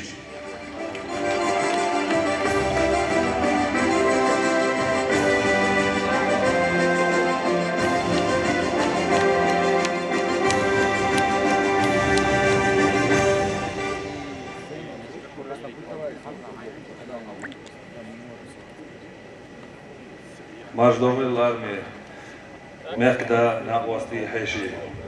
Уважаемый глава Чеченской Республики, Герой России Рамзан Ахматович, дорогие друзья, гости, участники фестиваля. Я искренне рад приветствовать вас на ежегодном фестивале народного творчества «Бенойская весна». На исторической родине первого президента Чеченской Республики, Героя России, великого сына, спасителя чеченского народа, шейха Гольцин, в живописном, чистом горном Беное. Основная задача фестиваля – это мотивация интереса населения Чеченской Республики, познание своих родноэтнических корней, народно-этнических корней, национальных и самобытных традиций и обычаев, воспитание чувства национального достоинства и патриотизма. Фестиваль «Бенойская весна» стал инструментом для развития Нажитовского района. За все это время проведения фестиваля на территории нашего района построено более 26 социально значимых объектов. Это школы, детские сады, мечети, туристические объекты, мосты, дороги. Это огромный подарок всем жителям нашего района. Бенойская весна – это арена возможностей для нашего молодого поколения проявить себя и свое искусство на различных спортивных, культурных, религиозных площадках. Все это стало возможным только благодаря личному участию и вниманию первого почетного гражданина Нажитовского муниципального района Рамзана Ахматовича Кадырова. Это наглядный пример вашей личной заботы к трепетному отношению к земле своих предков. Хочу от всех жителей Нажитовского района и от себя лично выразить слова огромной благодарности нашему лидеру Рамзану Ахматовичу Кадырову и руководителю РОВ имени Ахмата Хаджи Кадырова Аймане Несиевне, которые уделяют большое внимание развитию всей нашей республики и благополучию каждого ее жителя. Дерез Вилшун Далдикан Сбиркан Бойшун. Лармия Мехда Тагана о Хадж о Ламантович о Хадайма Кахор Шарга Харбинойский весна яш Ока Хокан Хуш Болпейд Хокан Тхун Болш Болпейд Нех Дол что само Продоком до Тагана Адми Диадя Садак Шоч Бог Бешун Догю и Дог Зенного Ногчи Оман دينا بوصو يجر غطر دوش قحوك شو إشتو بين أحسن هو ريسبوبليكا ملك شو هم بالا بوش دوك أراولي موصو هم أيه قد كنترول هربينويتسكي ويسنا هوقع طلما كنترولير ديش دوا دالدكنز بيقم بويل حونا وميقنان أمانو شو دات حال هو ريسبوبليكي نوخجي أومادا همادا تل هو نجلتري اون تيم بولي إشت هربينويتسكي ويسنا развитие горных науких и программ шах بقويا 5 دنيا أوقع حتى مشكل باتر تعاقل أغو باتر خي نتكستيت ويقع قدر دشما باتر تدرس علوم دال دقة ششكة حو حدوز الحنانة شو كدير وفاميلي ونخشي قومنا تغنسن بيدي دوش تقوديش مصو أغو دقة غدينشن تغنسن قودو كيك دوش دقة دا دوش شو تدرس علوم دال دكنز بيقن بويلهم L'armée Mefta, die verderwe gewisse Verständigung. All right, so we've just arrived on the place of the concert, and the head of the Chechnya is coming up to the concert right behind me. That is Ramzan Kadyrov, the head or the leader of the Republic of Chechnya in Russia. Sürüdüküm otselli, mesele salam naşadı.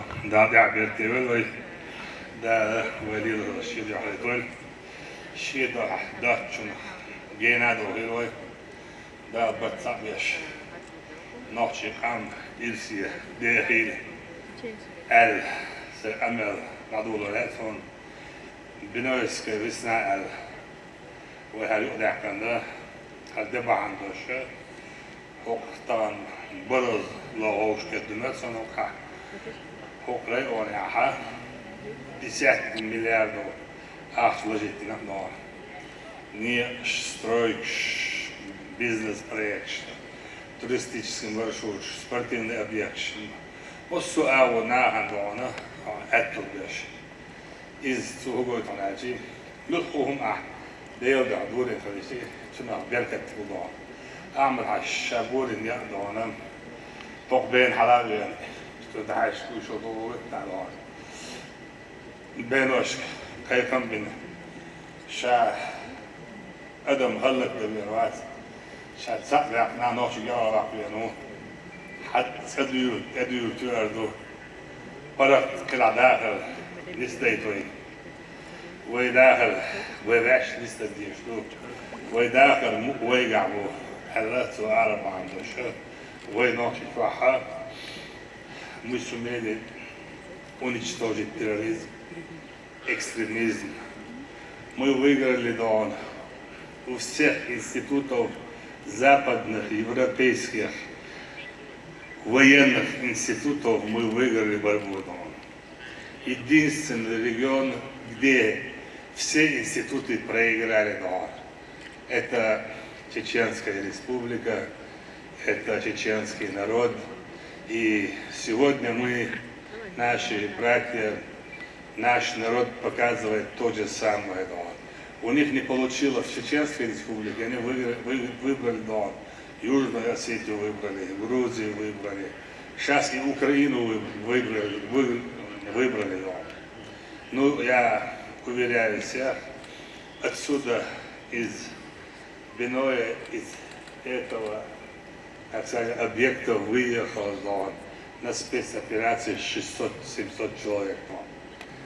И это большая заслуга нашего первого президента, потому что он заложил прочный фундамент. Фундамент любви к родине, защиты от отчизняного.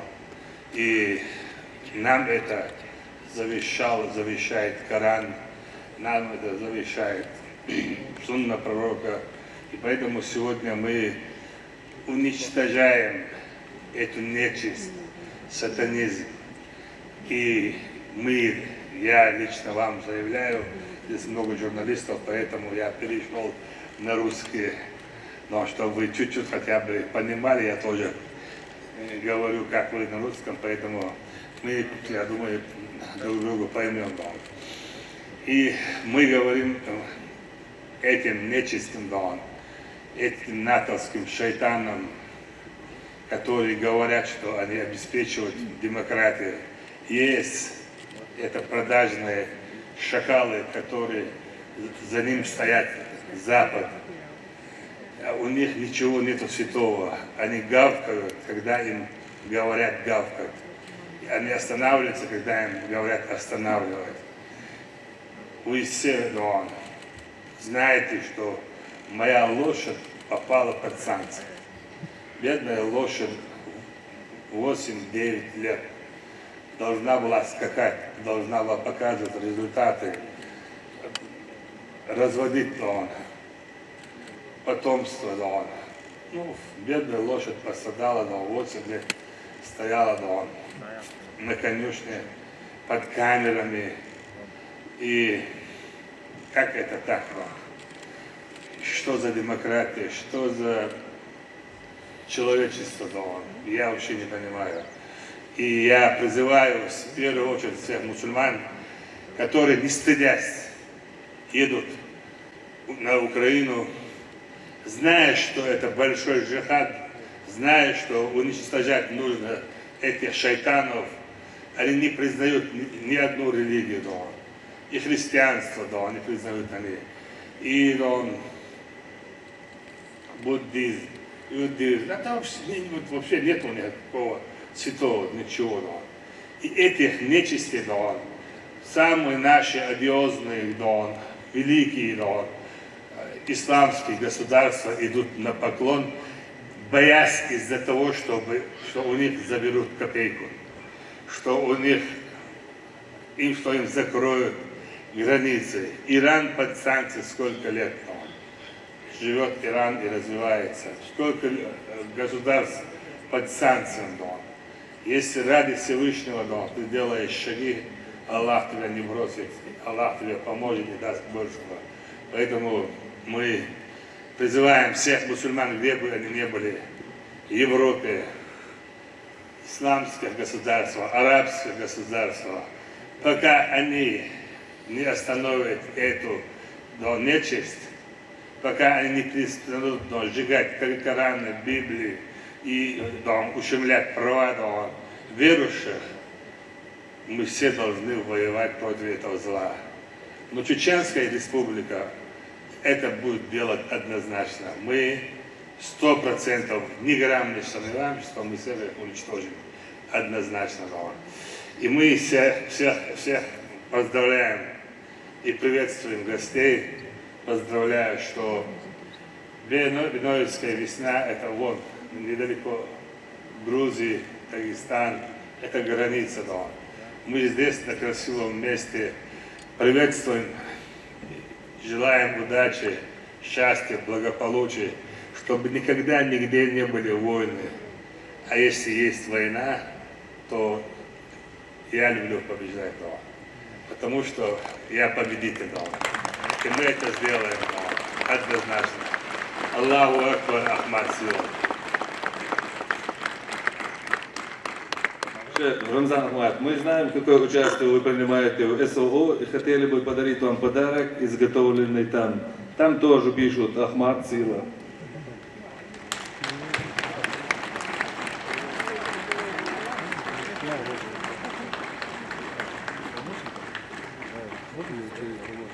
Видите, дарят пулеметы, а мы будем стрелять из пулемета.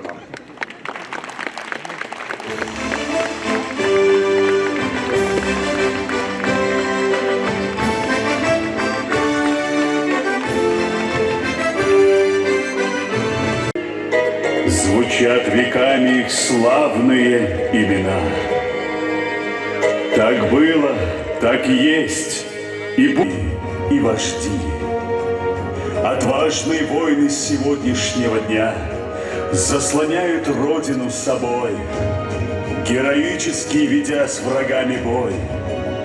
Они умножают былую славу и честь, их подвигов бессмертных не счесть.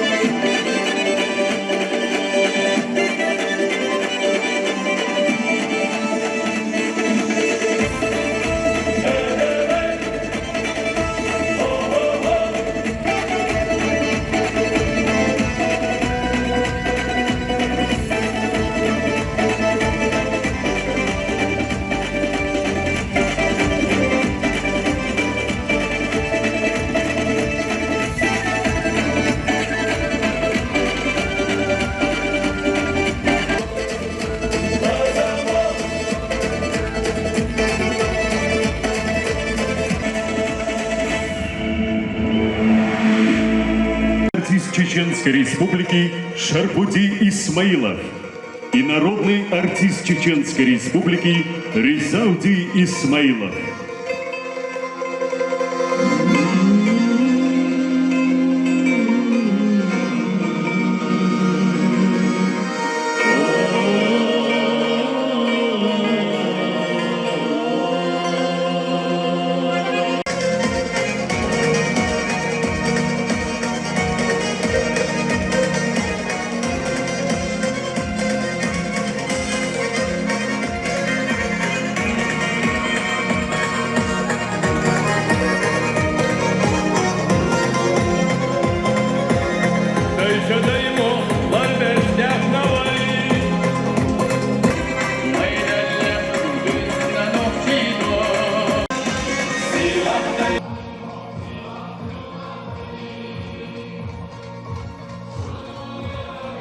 And we can see just the beautiful scenery here surrounding this concert, where we see the head has come, the leader, and the local music playing with locals watching it.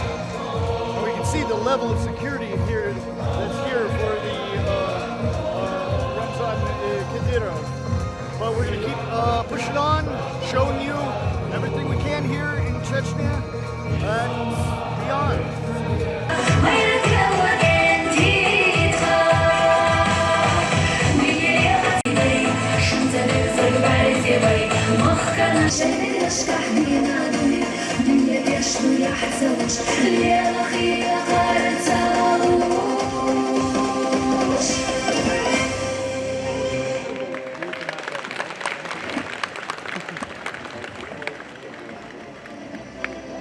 Всю Россию за Кавказ бьется доблестно спецназ. Для вас выступает народный артист Чеченской Республики Альви Альтамиров и автор и композитор Влад Балу. Мы танцуем без них. Покажи.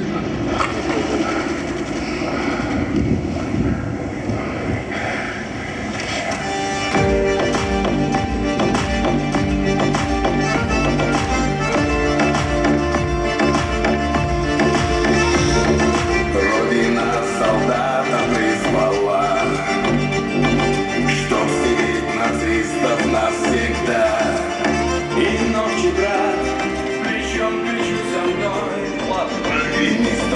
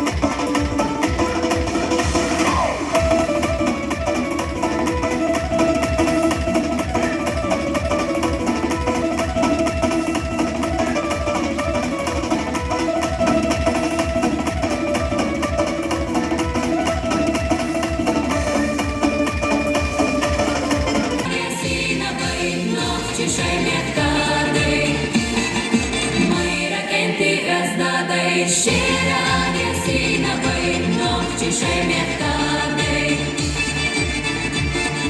Abuza, tektaški savduza, يحسبون الله بنعداء الله حبنا يزسيرها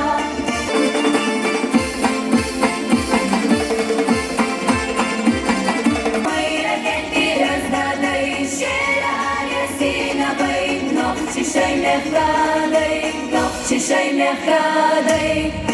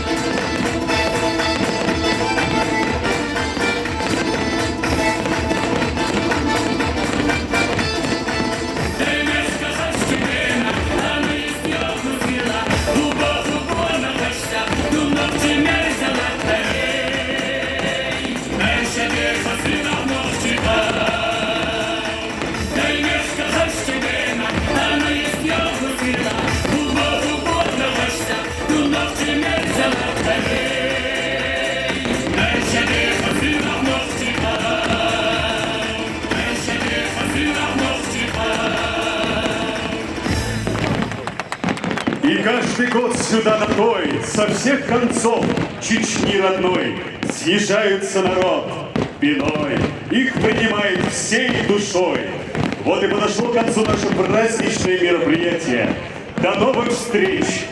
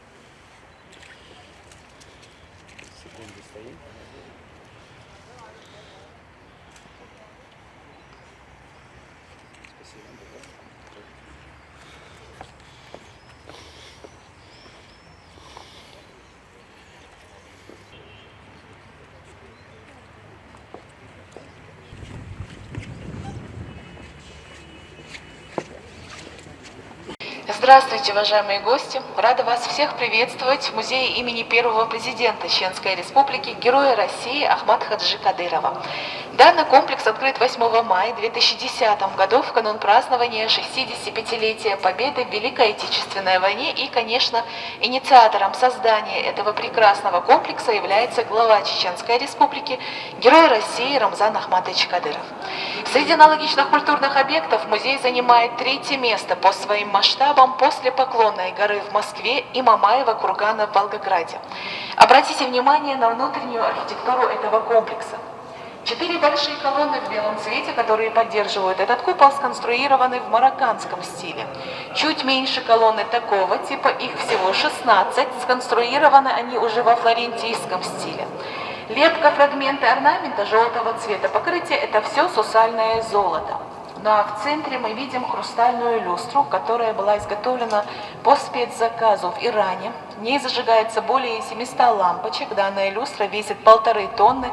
Высота этой люстры достигает до 6 метров, по диагонали 4 метра.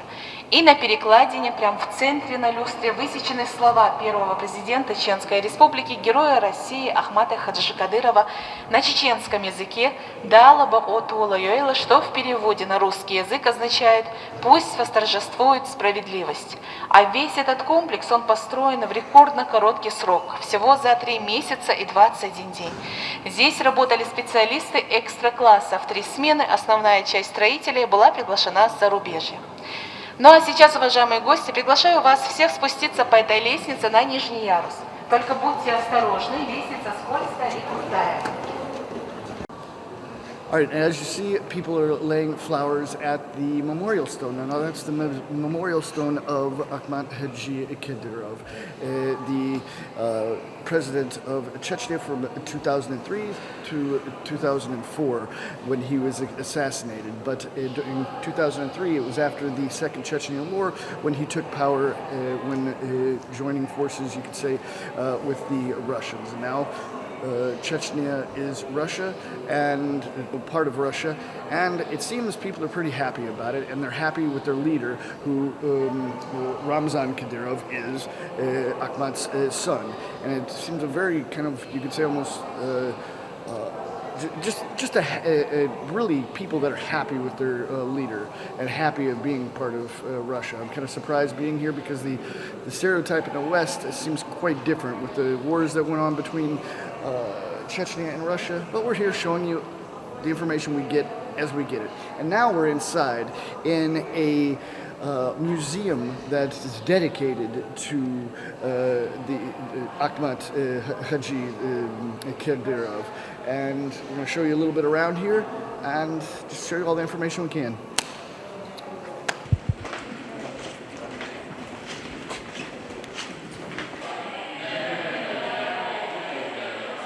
Хочу пригласить вас в самое значимое место в нашем комплексе.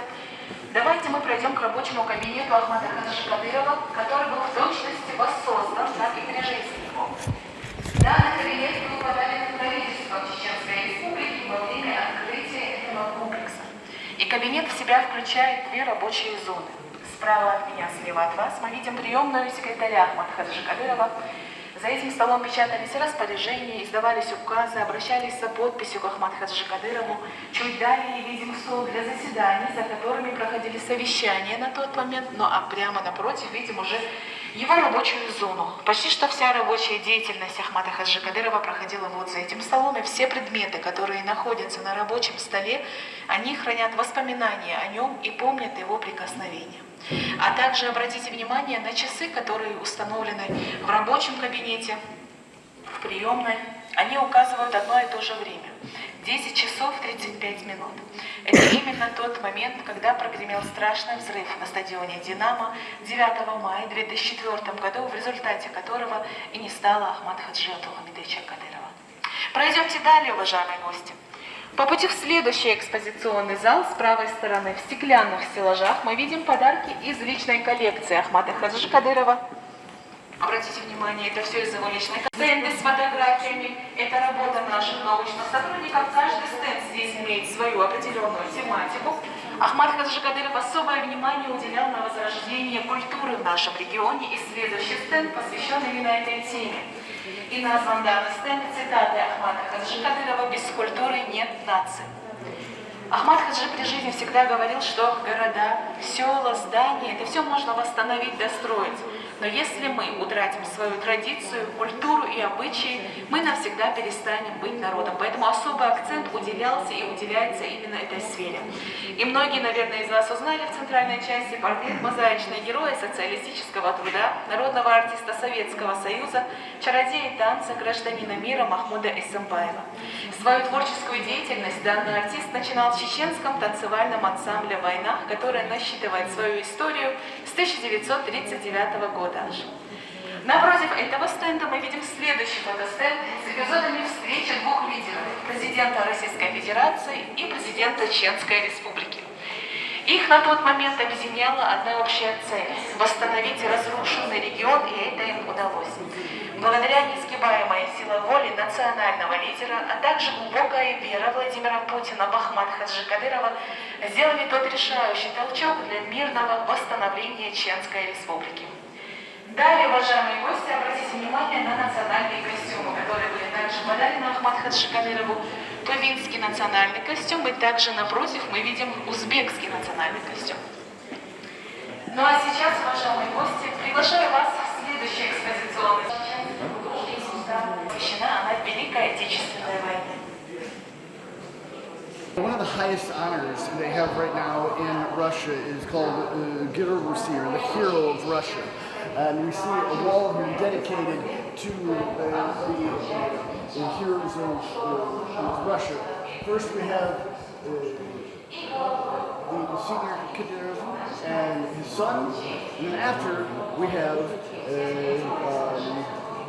Adam Delmekhanov, who, if you remember, we actually met yesterday with the police special forces.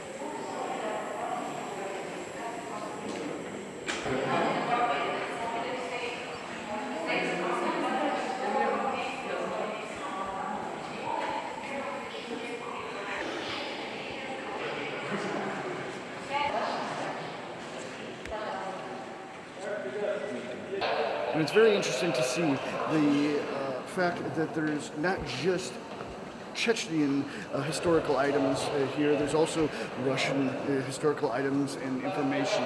And the cohesion now between the people and what used to be two fighting countries is really strong. And I want to learn more about how it came to be after these two fierce wars. And hopefully we'll get some more information on that. Now let's go.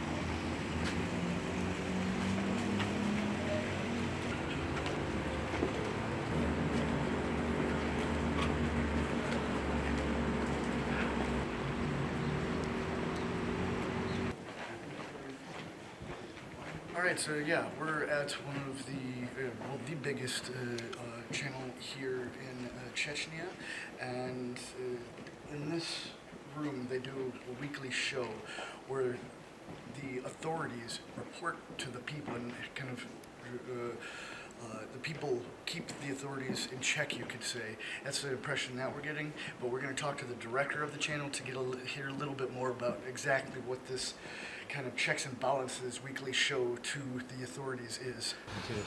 В этой студии у нас еженедельно, в каждую среду проходит выпуск программы «Особый разговор». Он у нас проходит в прямом эфире. То есть сюда каждую неделю в эту студию приходят главы администрации районов и министры.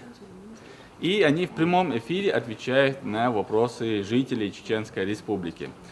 Значит, это установка главы Чеченской Республики, чтобы они в прямом эфире отчитывались о своей работе и отвечали на вопросы жителей республики. Все вопросы, поступившие на прямой эфир, вот этот гость, который сюда пришел, чиновник, он обязан в течение определенного времени по каждому из этих обращений принять решение, то есть решить вопрос, касающийся его профиля, по его направлению. За этим следит администрация главы Чеченской Республики и следим мы в том числе. То есть мы дальше уже делаем сюжеты о том, как этот человек, который к нам пришел, как он выполняет вот те обращения жителей, которые сюда поступили. В течение часа это все проходит. И были, в общем, моменты, когда в прямой эфир звонил сам и глава Чеченской Республики. Сейчас, секунду. Да, Хайзура? Давай. Дело в том, что глава республики является нашим почетным президентом ЧГТРК Грозный, и помимо этого нашим мобильным репортером, то есть он делает съемки, присылает, мы эти съемки, в общем, показываем в своем эфире. В общем, этому проекту мы уделяем большое внимание, потому что ему аналогов, по крайней мере, я не знаю, в России, по крайней мере, чтобы чиновники еженедельно приходили и в прямом эфире отвечали на вопросы жителей. И даже те вопросы, которые не прозвучали в эфире, мы их суммируем и передаем и этому чиновнику, и сразу же передаем в администрацию главы. А в конце года уже в прямом эфире с участием главы республики все эти чиновники, они собираются и подводится итог. То есть о том, выполнили ли они свою работу или не выполнили. И за счет этой передачи очень много всего сделано в Чеченской Республике, в том числе какие-то большие стройки, прокладываются дороги, там строятся мосты. Вот буквально недавно в моем родном селе построили такой пешеходный мост между двумя селами, потому что в прямом эфире было такое обращение, в общем. Так что это очень такой проект. И он позволяет, помимо этого, повышает и авторитет журналистов республики, потому что они знают, чиновники знают, что они несут большую ответственность, и что в наших руках есть такой инструмент воздействия на этих чиновников. И это все именно по инициативе главы Чеченской Республики. Вот такая вот система сформирована. Извините, вопрос. Раз в неделю, правильно? Да, каждую неделю. 4 раза в месяц, 48 раз в год. Да. Чтобы она сорвалась, это должна быть очень уважительная причина. Вот единственно, вот на один из двух главных праздников мусульманских, он сейчас выпадает вот в эту среду. Только по этой причине один выпуск мы отменим. В общем, так. Если по этой передаче есть вопросы, я отвечу. Если нет, можем дальше чуть пройтись. And here we can see one of the control rooms for the station.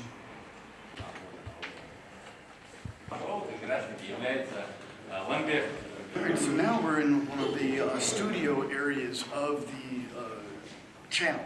We can see here's traditional talk show area. Something else seems more political. It's got the president and his father, the first president, on the wall. Here's seems like kind of an afternoon talk show. It could be over here, another one. And it seems very interesting how, when you watch it on TV, you think almost that it's going to be these separate large areas for all the different shows. But we see here how they're all close together. Here's more political, got some flags, Chechnyan flag, Russian flag, and even here, a child science show. Now, it's nice how we've got the different access to these different parts to show you these different things here in the station and across Chechnya. We're doing our best to show you everything we can to make this the best look into Chechnya possible. Not some scripted show, but just the real Chechnya. Thanks for being here with us. Чтобы транслировать, в общем, выдавать в эфир чисто именно песни наших чеченских исполнителей, потому что радиостанций в России хватает. Наша чеченская музыка, она представлена не так широко, поэтому мы уже как бы 100% весь контент такой вот выдаем. И помимо этого стараемся какие-то старые песни, которые там в период там, Советского Союза у нас были достаточно известные исполнители, очень интересная музыка, инструментальную музыку тоже как бы даем в эфире. И сюда в том числе мы также приглашаем и чиновников, которые также в прямом эфире в общем, отвечают на вопросы наших радиослушателей. В общем, это наша редакция радио, это наша самая такая творческая, наша самая веселая редакция. Сейчас, может, этого не видно, но это так. Все, с учетом того, что у нас мало времени, тогда дальше пройдем, хорошо?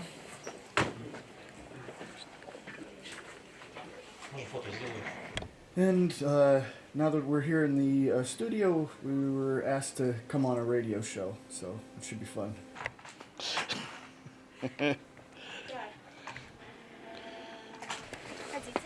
Ага.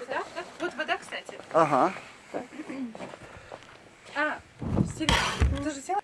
Здравствуйте, дорогие друзья! В эфире передача «Про дело», у микрофона Селима Хасбулатова. Как вы знаете, в Чеченскую республику прибыли журналисты из США, Китая, Франции, Англии, Сирии, Нидерландов и многих других стран. И масштабный пресс-тур организован Миннацинформом Чеченской республики. Прямо сейчас в гостях у нашей студии Патрик Ланкастер, независимый журналист из США.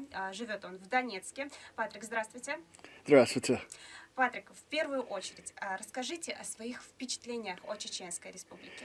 Ну, мы уже несколько дней здесь, и очень красиво, и люди очень добрые, и, в принципе, конечно, нет времени завидеть все Чечня, но что мы уже видим, очень красиво и очень классно. Это радует очень. А почему решили приехать именно в Чеченскую республику? Ну, это, в принципе, моя тема. Я независимый журналист, и моя аудитория видит меня за покажение, как реально есть. Не что западные СМИ сказал есть, потому что, конечно, западные СМИ не покажут правду на война, на Россию, на Чечню. Очень много не говорит правду. Но люди видят мою репутацию para моя лучше, что есть.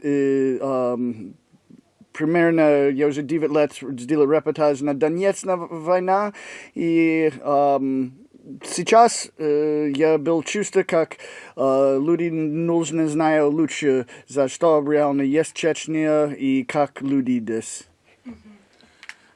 Где вы уже в Чеченской Республике успели побывать? Ну, мы был чуть-чуть время на фестиваль на гора, был очень...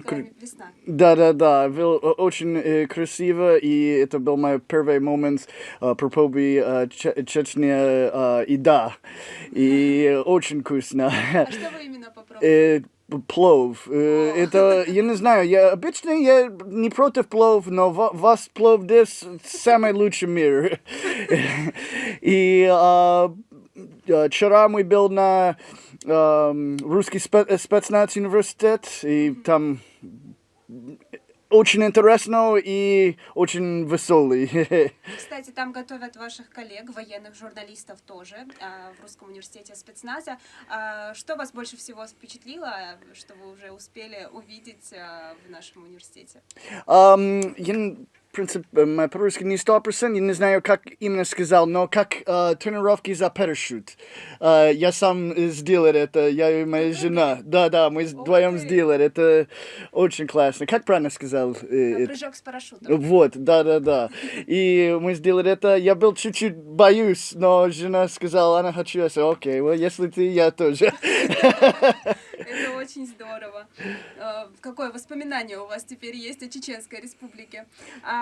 Как точно. Чем вам запомнилась Биноевская весна, помимо вкусной еды? Еще раз? Фестиваль в горах. Чем вам запомнился ярче всего? Какие впечатления? Но это был как первый момент на Чечне, и первый как время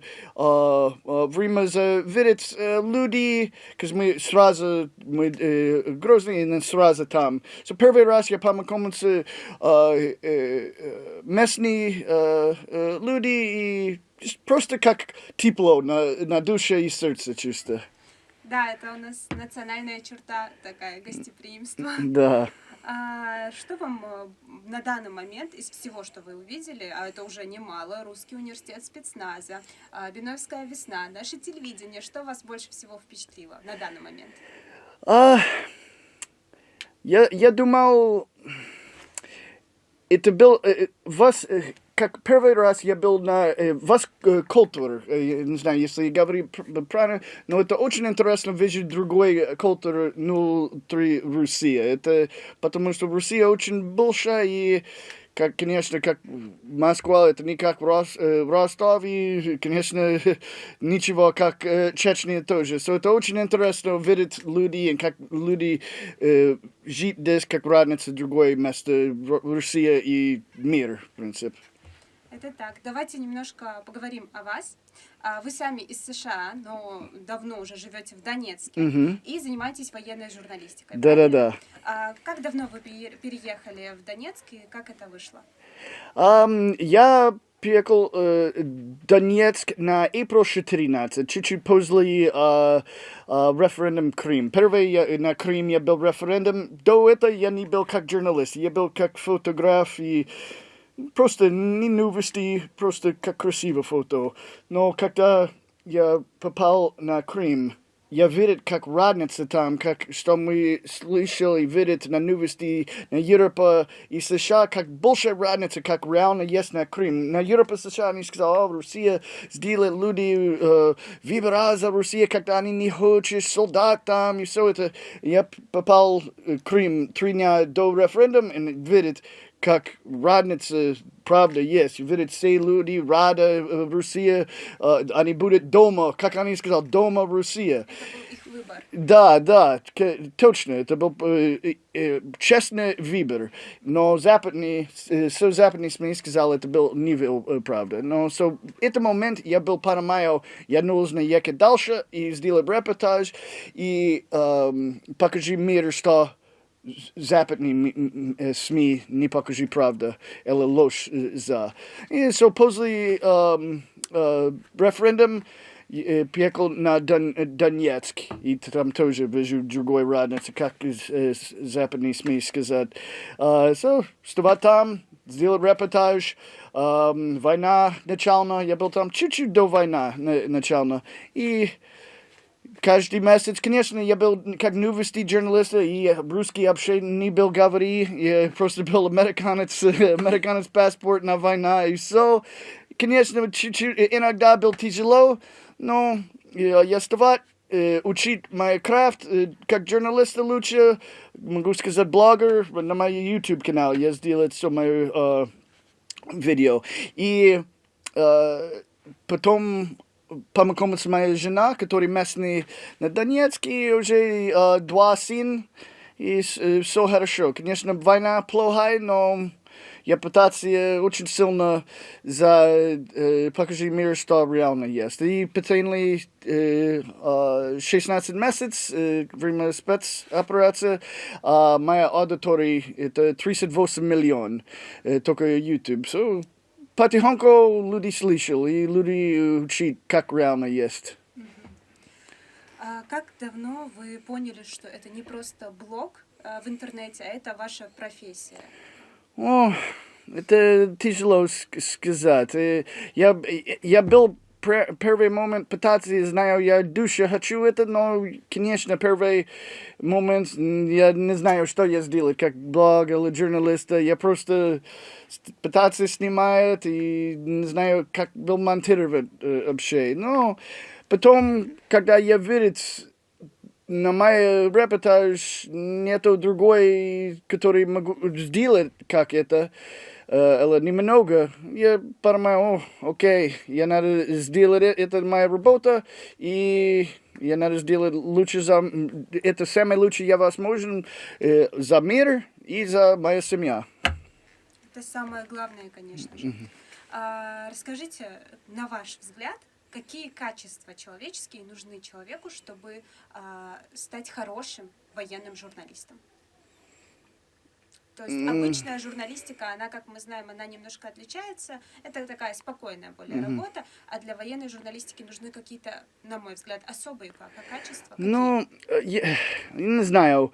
Конечно, как военный журналист, это можно тяжело. Первое, когда на война, будет, если ты не сидишь, как много западных, они сидишь далеко западные Украины, сказал они военные журналисты. Но если реально военные журналисты, ехать передовой, ехать место, где горячий. Но будет тяжело, потому что будет вижу очень ужасный момент, будет вижу труп, будет вижу детей, которые погибшие, будет видеть женщины, которые руки и ноги нитка и как это, и будет вижу очень много важно. So, да, конечно, это тяжело за мост и психологию, но надо самое быстро возможно предлитки за это, или не могу сделать это долго. Но когда вижу на камеру, это лучше, чем вижу с глаза, потому что это как могу сделать твою мозг, как это нереально. Но внутри не знаю, это реально. So, это тяжело, когда вижу сколько людей погибших. Я думал, последние 16 месяцев я вижу мои сам глаза больше 1500 трупа. Но это тяжело. А что помогает вам справляться?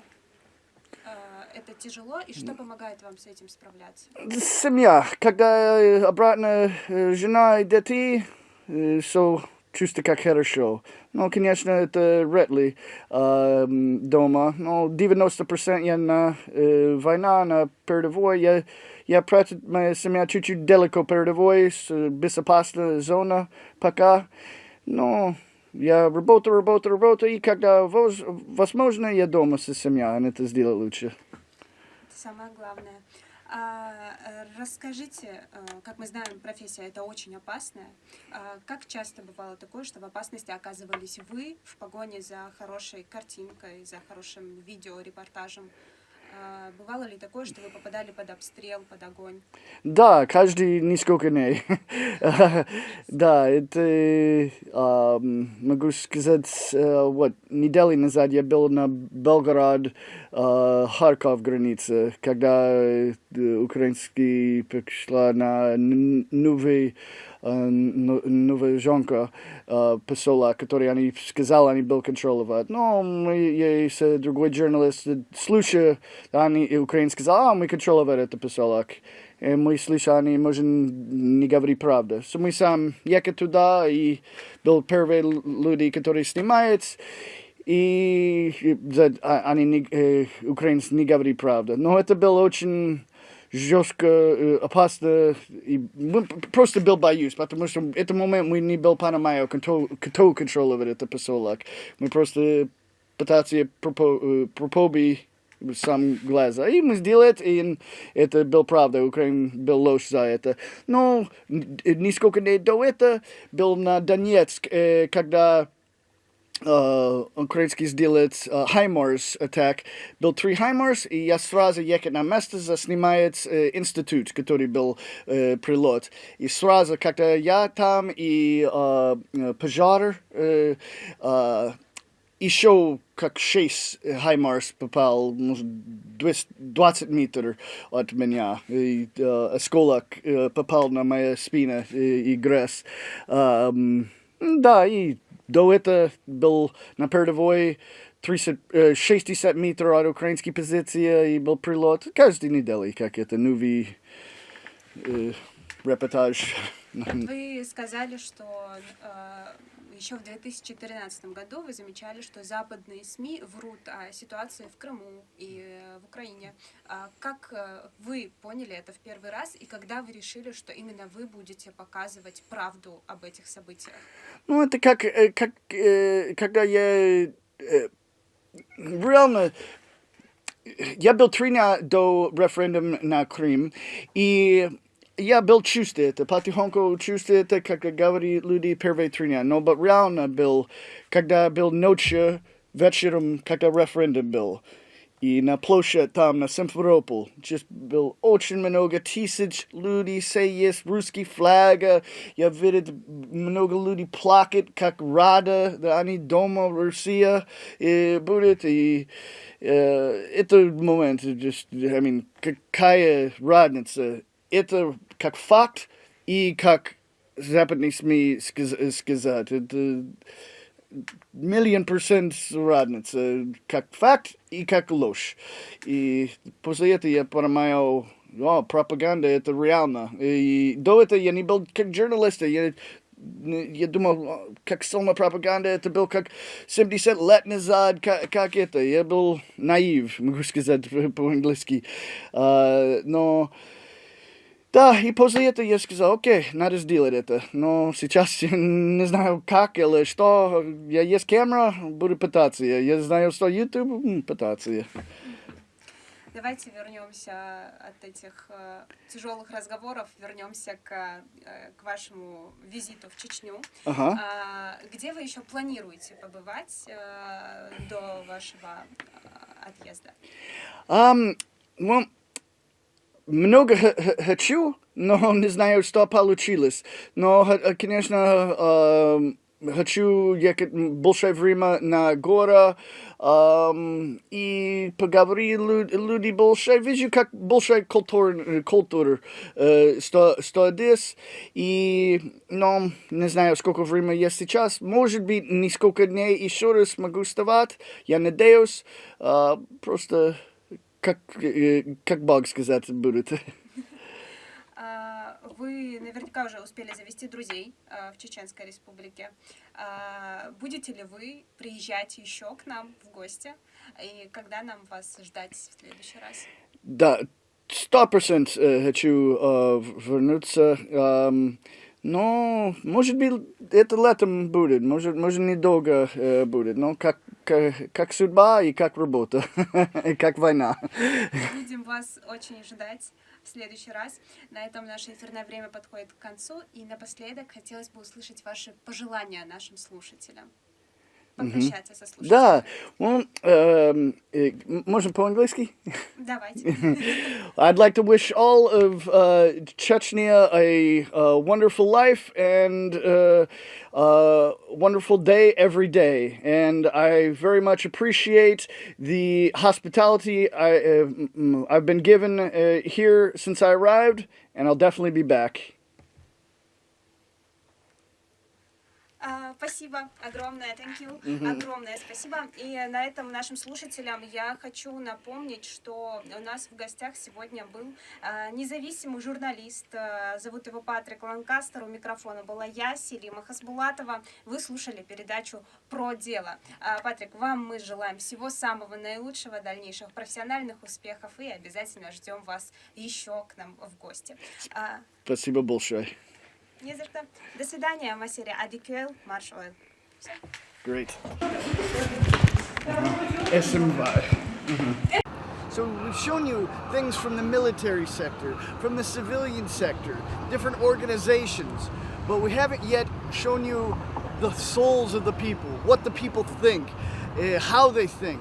So we're here off away from all of the organizations and all of the authorities to talk to the people one-on-one to see how they feel, what they think, and what is happening in Chechnya. So we're here in the center. We can see this is one of the main squares here in the center. We can hear the music from the mosque. The prayers, you should say. And right now, we're going to, after the prayers, talk to the people about what they think about Chechnya, what they think about Russia, and everything in between.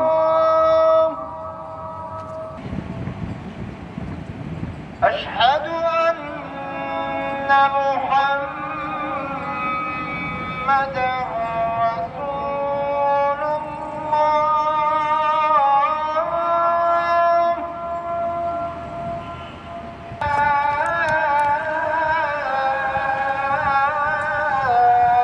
Можем сказать, где мы находимся сейчас? Мы находимся в Чеченской Республике, города Грозный. Ага.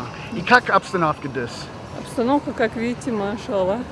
Да? Спокойная, да, мирная, красивая. Вот видите, люди как ходят. Вроде бы у них лица счастливые. Это об этом все говорит. Ага. Да. И как местные люди тут чувствуют за США? США? Да. Имеется в виду, хотят ли поехать? Не точно это, но как страна. Или наоборот, американцы, если бы сюда приехали? Может, как это общее? Может, да, как вас думал за США, западный, Ну, как? В принципе, я отношусь положительно, как я люблю увидеть мир. Да. Да, потому что я люблю видеть мир, да, новых людей, новые знакомства. Ага. И как местные думал за Россию? Что? За Россию. Нет, я не поняла. Что Чеченская Республика думает о России? Да. О России? Да. Ну мы же тоже россияне. Да? Да, так что положительно. Ага. Да. До был несколько война, да? Да. И как Запад не понимаю, как это пришла за война с Россией, это все вместе, как я понимаю, вот здесь... смотрите, была же война с немцами, правильно? Да, воевали, много людей потеряли, очень много было жертв, и все, ну сколько было жертв, это было в каждой семье, это было очень страшно. И несмотря на это, какой-то промежуток времени прошел, даже моя мама была в Германии. И когда мы были... 45... Да, в 42-м году, когда была война.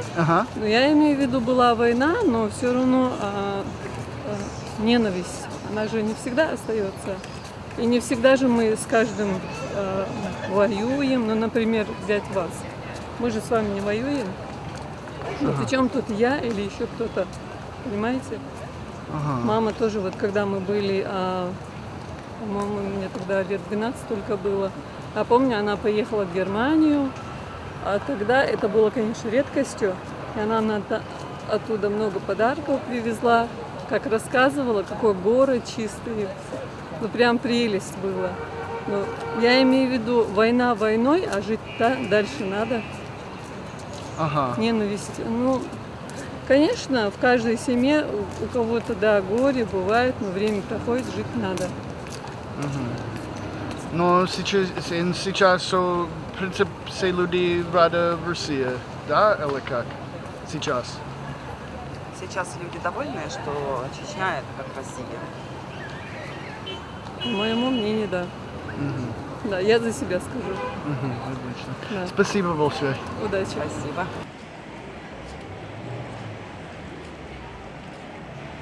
Можете сказать, где мы находимся сейчас?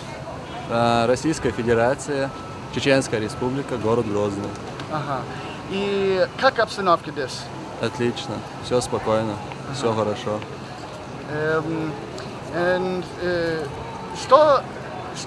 Что вы думал западный аудитории нужно знать за Чечню? Надо, чтобы они сами приехали, увидели, как тут все спокойно и все хорошо. Они верили про то, что говорят в телевизоре, в интернете. Ага. Вот вы сейчас сами тут, как вам обстановка самому? Я очень нравится. Ну вот. Да. Скажите, вот. А как Чеченская Республика принимает вообще просто людей, которые приезжают? Отлично. Как раз таки в Чеченской Республике именно к гостям относятся. Потому что большинство рассказывают, что в Чечне там с автоматами. Не. Вот знаете, я всю жизнь в Ярославле жил, хотя и чеченец, но когда я там жил, были люди, которые думали, что тут до сих пор типа военная обстановка, и все ходят с автоматами и могут что-то сделать, типа все такое. А на самом деле, по факту, все спокойно. В общем, люди могут приезжать спокойно, конечно, да, гулять, конечно. Тут как раз таки к туристам лучше всего относятся. Вот. И все тут спокойно. Ага. За Россию. Вас был несколько война с Россией, да? У кого? У вас была война с Россией. Да. И сейчас Чечня, вы сказали, Россия. Как это работает? Так Чеченская Республика это субъект Российской Федерации. Да, сейчас, да? Но до была война, да? Да. И как местные люди думали за Россию сейчас? Все рады? Ну, они приняли этот факт, что мы часть Российской Федерации и все. А как люди сами относятся? Отлично. Да? Да. Я только 2 дня, несколько дней здесь, и я подумал, может будет видеть, какой результат от войны, но мы все новый дом, все вижу красиво, да? Просто знаете, вот вы еще сказали, как сами люди относятся. Все люди, которые были против этого, они уже давно уехали. Надеюсь, вы понимаете, про что я, да? Они уехали отсюда, те, кто был недоволен этой ситуацией. А тому, кто доволен, они все тут остались и живут нормально, как вы видите, все хорошо. В принципе, люди здесь за Россию? Да. Понял. И есть место, которое осталось, как можно... разрушено? Да. Нет, тут мало, есть, но очень мало. Особенно в центре вы нигде не увидите такое разрушенное место. Что бы вы хотели сказать, которые туристам? Чтобы они приезжали, не приезжали? Приезжали, конечно. Чтобы приезжали, особенно за границей приезжали. Кто там сидит и думает, что тут все плохо, чтобы они приехали, увидели сами, как тут хорошо и чисто. Тут еще есть туристические места, горы можно. Там вообще красиво. Озеро есть. Надеюсь, вы слышали про него, такое голубое, казино Ам называется. Тут очень много красивых и туристических мест, так что скучать не придется. Как зовут? Ибрагим. Очень приятно и спасибо большое. Вам тоже. Все, до свидания.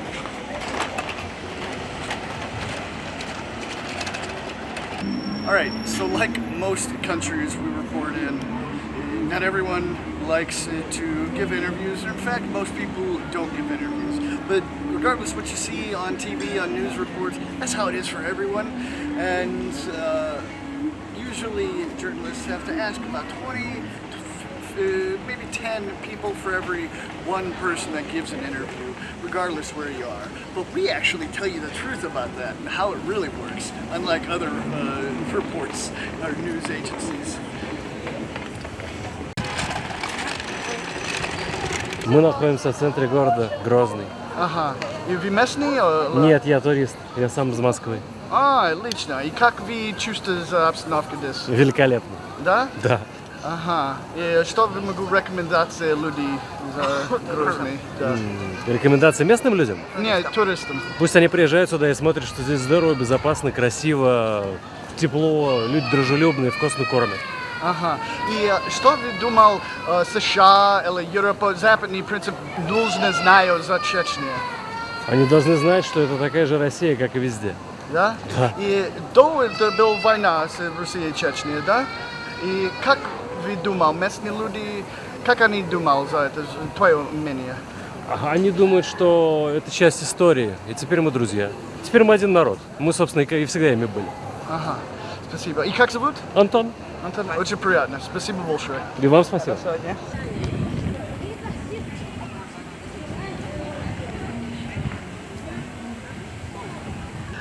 Можете сказать, где мы находимся сейчас? В городе Грозном мы находимся прямо сейчас. Ага. Чеченская республика. Ага. И как обстановка здесь? Здесь все прекрасно, все хорошо. Да? Больше ничего не могу добавить. Тут просто отлично. Погода прекрасная. Люди приветствуются, все хорошо, нормально. Ага. Как Чеченская республика принимает туристов? Ну, я, если честно, мы всегда рады вас видеть. Мы теплом вас встретим. Не знаю больше вам что сказать. Что. Ага. И что вы думал, западный, может, США, Европа, нужно знать за Чечню? Не понял, повторите вопрос. В западных, что они должны знать о Чечне? Я даже... Ну, большинство говорят, что здесь ходят с автоматами, да вот нет, такая обстановка неправда. напряженная. Не, мы добрый народ, вам как сказать. Да? Как к нам относятся, так и мы к ним относимся. Ага. Все должно быть взаимно, я думаю, так. Ага. И война была здесь в России, да? Война? Да. Война была с Россией. Ага. Вот как сейчас вот вы Россия. Не, как местные люди думали за Россию? Скажи, я не понял. Местные, что люди думают о России? Россию прекрасно, думают, все хорошо, нормально. Да? Да. Никто обидится да, за время войны? Или... Не, все это забыть, это было в прошлом. Было и было, забыли, все. Ага. Потому что на Западе много людей не понимают, как это возможно, если война была и сейчас... Не, все, теперь это было в прошлом, теперь все нормально. Ага, понял. Было и было, забыли. Ага. Как зовут? Алисхан. Ага, и сколько лет? 20. 20? Да. Очень приятно, спасибо большое. Спасибо. Кто?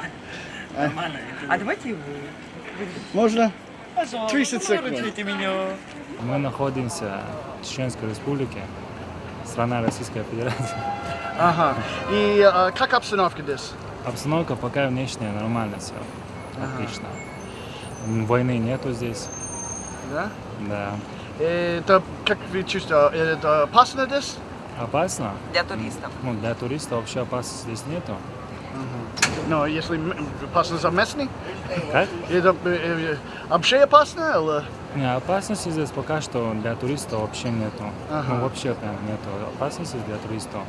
Главное, чтобы они соблюдали правила здесь, которые у нас есть. Там культуру, обычаи. Ага. Да. И что вы думал, Запад страна надо знать за Чечню? Что они должны знать?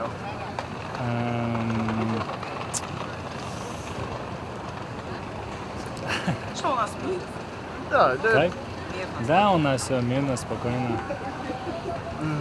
И война была в России? Да, была война с Россией, сейчас уже пока что живем в мире. Никакой войны нет у нас.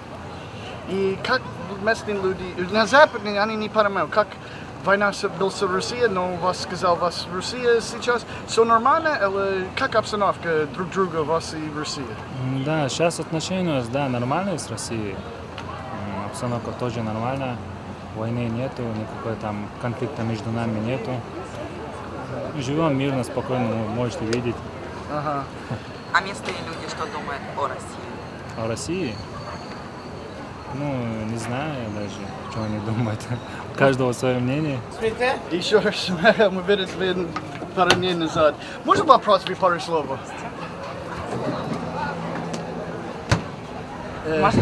Merhaba.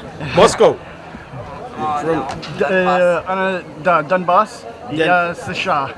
Where from? United States. United States. Yes. Oh, You speak English? Yes, welcome. How are you? Good, thank you very much. You're welcome. Where are we right now? I'm very busy. This ice cream company is busy, very busy. This 3 months after go Turkey. This is Chechen is nice. Chechen people is like, and the customers good. This international people maybe coming there in the Grozny. This nice holiday maybe. Nice. I know holiday. I'm very busy in the ice cream company. I understand. You like ice cream? Which one you like? Yes. Which you like? And this traditional Turkish ice cream. This Ottoman Osmanish early ice cream. US.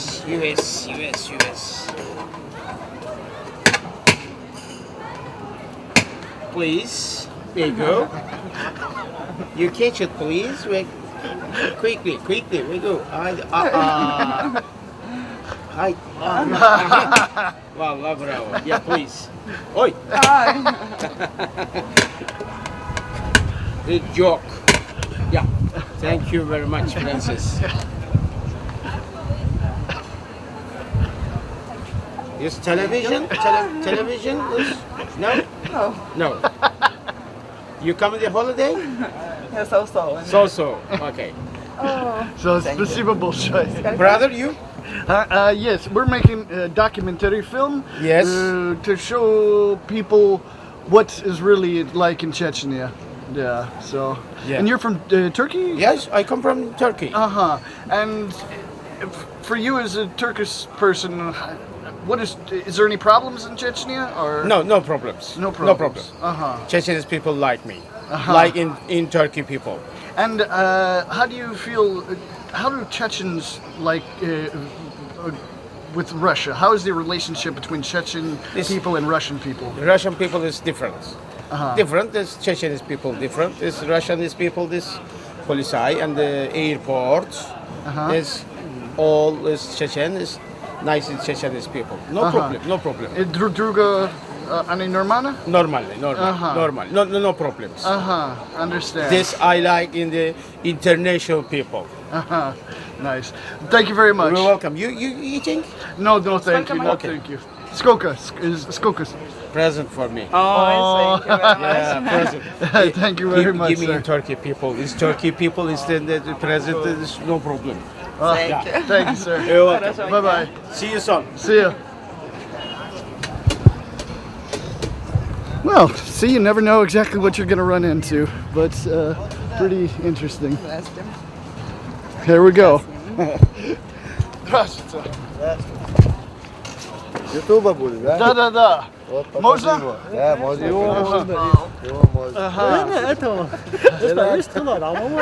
Что сказать? Где мы находимся сейчас? Грозно, проспекте. И как обстановка? Все хорошо, красиво. Да? Да. И как местный думал за туриста? Как местные думают за туристов? Все нормально, все хорошо. Да? Спасибо. А вы что? Не надо, все оставь.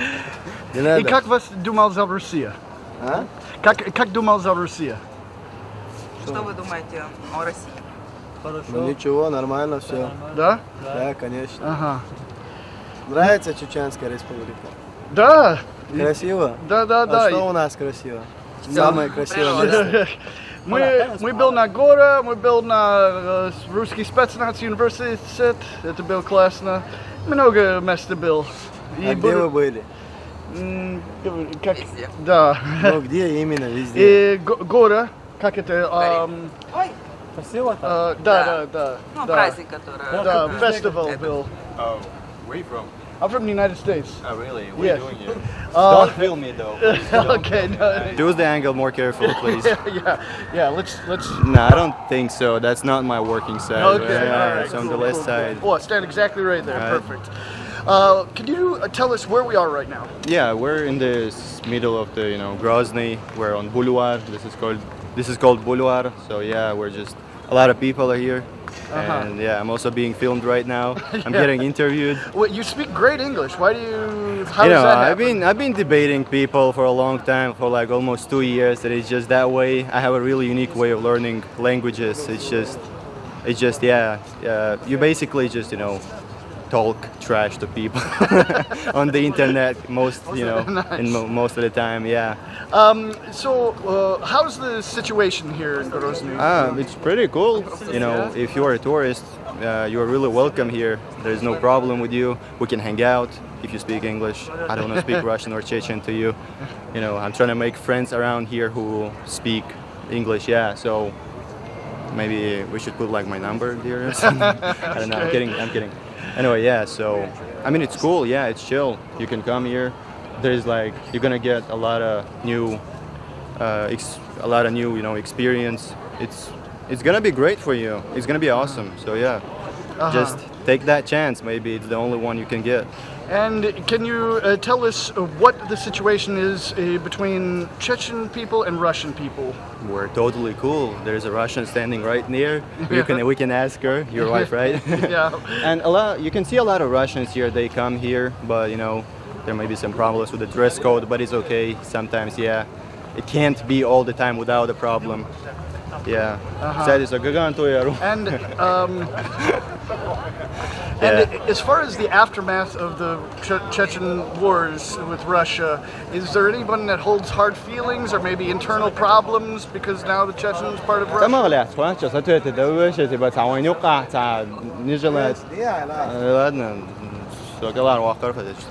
No, there is no hard feeling. He's our student. He's our student. Yeah. Yeah, so basically, no, actually there is no hard feelings between Russian people and Chechen people because it was like 20, 30 years ago, right? Why would we hold a grudge against each other? That wouldn't make any sense, right? So it's not about people, to be honest, you know what I mean? Yeah, the Russians and Chechens are cool. You can ask any Chechen, you can ask any Russian who are here in Grozny. It's gonna be. We have great relationships. There is nothing wrong with each other. We have nothing against each other. Yeah. Nice. Yeah. All right. Thank you very much. You're very welcome. And what's your name? My name's Yunus. Yunus. Very nice to meet you. I'm Patrick. Yeah. Okay, I wanted to say my nickname, my internet name, but I was like, let's say go my for real it. name. No. We'll leave it there. All right. Thank you very much. Yeah, no problem. Yeah, good luck to you. Good luck. Yeah, have a good one. Have a good one, guys. Bye. Have a good one. Что вы хотите услышать? Конечно, я скажу, что... Здравствуйте, скажите, пожалуйста, могли бы вы представиться? Здравствуйте, я Музыкаева Малкет Вахаевна, я педагог по образованию. А какая обстановка в Грозном? Отличная обстановка. У нас, собственно, все прекрасно здесь. Как видите, все отдыхают, все работают, все отдыхают. Прекрасно. Как местные люди считают о туристах? Стоит им бояться приезжать в Грозный или не стоит? Да вы что, конечно, нет. Я живу в Петербурге, сюда приезжаю, но у нас как бы тоже есть. Я всех своих друзей, подруг привожу, они с удовольствием прилетают, отдыхают каждое лето. Потому что большинство говорят, что мы не поедем, там кто-то боится.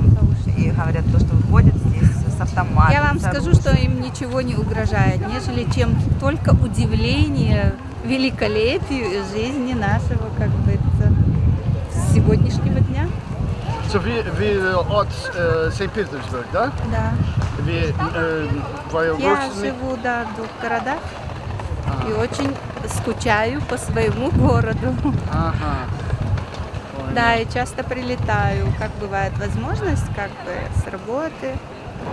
Вот. А летом прилетают мои коллеги, друзья. Бывают очень как бы удивлены. И до, конечно, все знаю, Чечня и Россия была война. И как вы думал, местные люди думал за это сейчас? Я не могу ответить за всех, конечно, но я пацифистка, я против всяческих войн. Это только насилие приводит. Так что я думаю, что родину надо защищать. Что еще могу сказать? И как вы думал, большая местный думал за Россию? Ну, хорошо думают, относятся хорошо. Это же страна, как говорится, Федерация России. Это же Россия. Ага. Хорошо. Ну, есть, может быть, и не сторонники, не согласные, но не знаю. Я таких не знаю лично. Честно вам говорю. До свидания. Спасибо большое. До свидания. Хорошего дня. All right, well, that was interesting, meeting an English speaker and going from asking 30, 40 people for an interview and getting just a couple to, kind of 3 bang, bang, bang right in a row. But there's definitely a lot more males that want to talk on camera than females, as you see. But we're going to keep pushing, talk to a few more people, I think, and just keep bringing you the facts.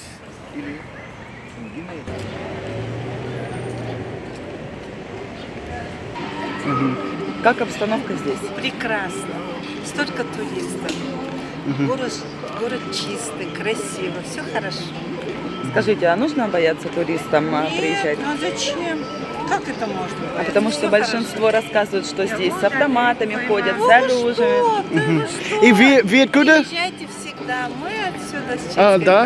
Да? Счастливо. Спасибо. И как обстановка? Обстановка хорошая, погода тоже хорошая. Да? Люди приятные. Хотя я не местная, но... Вы откуда? Это секрет. It's classified. Ну, Чечня или... Чеченская республика. Да. Ага, Начальный район. Просто не Грозный, да? Да, не Грозный. Ага. Как чечен местные люди думал за туристов? Что мы думаем о туристах? Приезжайте, мы рады всем. Стоит ли им бояться ехать в Чеченскую республику? Нет. Нет? Почему? Здесь безопасно, ко всем хорошо относятся, всех примем. Ага. И что западные США, Европа должны знать за Чечню? Может, они не знают что-нибудь. What does the West need to know about Chechnya that maybe they don't know? Мы очень гостеприимный народ. Мы вас накормим, если хотите. Любой вас накормит, приютит. Попробуйте жижикал наш. Это очень вкусно. Чепалка, шкингалш. Вот. Еще вы можете познакомиться с нашими традициями. Что еще? And what's the situation between Russia and Chechen people right now? Спокойно. Да? Normal. Is there any hard feelings because of the war? Можно кто обидеться за войну, когда война была? Я немножко не поняла. Чеченская республика, была война с Россией. А сейчас какая вот обстановка? Вы же сейчас русская, как бы, да? К русскому относитесь народу? Я не русская. В стране. Сейчас мы одна семья. Ну, это было в прошлом, сейчас они же не представляют угрозы для Чечни. Вот. Из-за прошлых ошибок, я думаю, не стоит невинных. В принципе, все хорошо друг друга сейчас, да? Здесь много русских живет. И Чечня это часть России, да? Получается, так? Да. И местные люди рады это? Местные люди довольны? Не знаю, у всех свое мнение. Да? Ага. И вы? Я нейтраль. Я не знаю, да? держу нейтралитет. Да. Ну все, спасибо большое. И как атмосфера здесь? Очень приятно, Да? все родное. Ага. И много туристов здесь? Довольно много их вижу, особенно возле небоскребов. Да? Да, их там очень много. И как это нормально иностранцы здесь? Можно опасно или безопасно? Нет, тут очень безопасно. Ага. Их никто не обижает, все очень круто. Ага. Есть несколько американец думал, как Чечня стереотип, как потому что они думали, за война можно опасно, как стереотип опасно. Думаю, что из-за войны тут опасно. Да, потому что много американец только знают Чечня, как война была. Это было давно, сейчас уже абсолютно другое время. Вот. Тут все мирно очень, Да. спокойно. И эта война, это была с Россией, да? Что? Война была с Россией, да? Война была с Россией. Раньше? Да. И как тут сейчас часть России, да? Ну, как я вам сказал? Часть России. Сейчас Чеченская республика. Да, Чеченская республика входит в Россию. И как это? Много иностранцев непонятно. Если Россия... Нашли перемирие нашли с страной. То есть... люди рады это или, может, не рады? Что? Как люди относятся к этому? Они довольны? или Довольно все тут мирно, то есть вот это перемирие привело нам к счастливым временам. Все хорошо, друг Очень друга, хорошо. чечен, русский, все хорошо? Да. Ага. И что западный американец, европеец должен знать за Чечню? Что Чечня это мирное население, то есть республика очень мирная, гостеприимная. Любой может сюда приехать, его тут встретят очень хорошо. То есть не нужно как-то верить этим стереотипам про чеченцев. Тут все очень классно. Как зовут? Расул. Все, спасибо большое.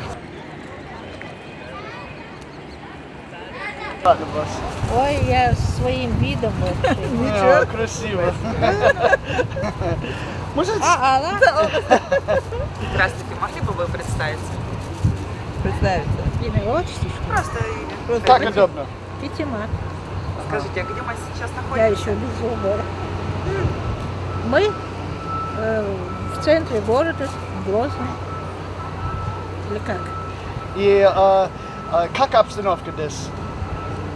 Нормальная, хорошая обстановка. В смысле? Ну, и просто за туриста. Как вас думал за туриста? Они дуже боятся или... Туристам стоит ли бояться приезжать Да в Чеченскую нет, республику? нет, у нас очень спокойно. Безопасно? Безопасно. Ага. Очень спокойная обстановка у нас. Ага, и... Особенно к туристам, особенно к другой нации. Вообще у нас даже наш глава говорит, чтобы с ними очень хорошо обращались. Да и между собой у нас все нормально. Да. Но до войны был, да, с Россией, да? Ага. И как после этого все, как обстановка с Россией? После войны? Да, сейчас, в принципе. Как вас друг друга с россиянами и Россией? Как, нормально? Россияне Да? тоже, да. Да. Никто обидится? Нет, нет. У нас очень много русских тут. Даже мы вот сидим, проходят русские туристы даже у нас очень много. И как Чечня, это часть России сейчас, да? Часть России, Да. конечно. Мы в И- составе России находимся. Ага, и как местные рады это, или... Конечно, рады. Рады, да? Да. Ага. Может, есть частые люди, которые не рады, или в принципе все, или как? Да я не видела, вот ни разу не видела, чтобы там косо смотрели или кого-то оскорбили. Ага, все... Наш глава вообще, он не позволит такое отношение. Всегда глава встречает их, всегда вот даже по телевизору показывает. Ага. Ну все, спасибо большое. И можно еще один вопрос. Может, есть что-нибудь западные, Европа или США люди должны знать за Чечню? Что, может, западные не знают за Чечню? Я не поняла. Что западные люди должны знать про Чечню? Про Чечню? Ну как, у нас очень хорошо, мы довольны, местные люди. И что вас думал за американец? Про американцев? Да. Да я сказать там подробно в политике я не разбираюсь. Как я могу сказать? Не знаю я. Спасибо большое. Не за что. Очень спасибо. До свидания. До свидания. Просто говорю, все боятся, вот даже в России, вот, да, там, и все боятся, говорят, ой, да, там чеченцы, да, там опасно. Я думаю, господи, нужно ехать вообще вот спокойно, как будто как я к себе домой У нас пришла. вообще насчет этого наш глава такое внимание. Даже завидуют нашим этим в России, русские. Даже они Это надо сами побыть говорят, людям, чтобы вам они повезло, что у вас такой президент даже. И вам. Да. И можно сказать, что вы думал за война на Украине? Ну, это уже, я не знаю, я... Далеко. Да. Спасибо большое. До свидания. So we've shown you what the people here in Chechnya think about the lifestyle here, think about the situation, the possible tourists, what they think about United States, Europe, Russia, and the aftermath of the war. You've heard it all from them. I don't have to say anything, and I've done everything I can this week to show you as much information as possible in Chechnya, so you have somewhat of a real idea what it's like. So again, you don't have to rely on the Western mainstream media now or over the last 30 years since this war that happened here with Russia. I'm really surprised to see this whole country has been rebuilt by Russia and the Chechen people after the war. I expected to see some bit of damage left somewhere, but haven't been able to find any. But we've shown you. You saw military sector, civilian sector, and people. We've been here on the streets for hours talking to people, just trying to get to the soul of the Chechen, to show you what it really is. And I'm sure we'll have other chances in the future to show you more information here in Chechnya. But for now, I'm glad you stayed here till the end and watched this whole film, because we did our best to show you everything. We decided to go with one big film here instead of little reports. I hope you like it. Please comment below how we could get better, what else you want to see. And remember, we're totally independent crowdfunded journalists. You could support our work with the link on the screen or in the description. We're out, back to the front.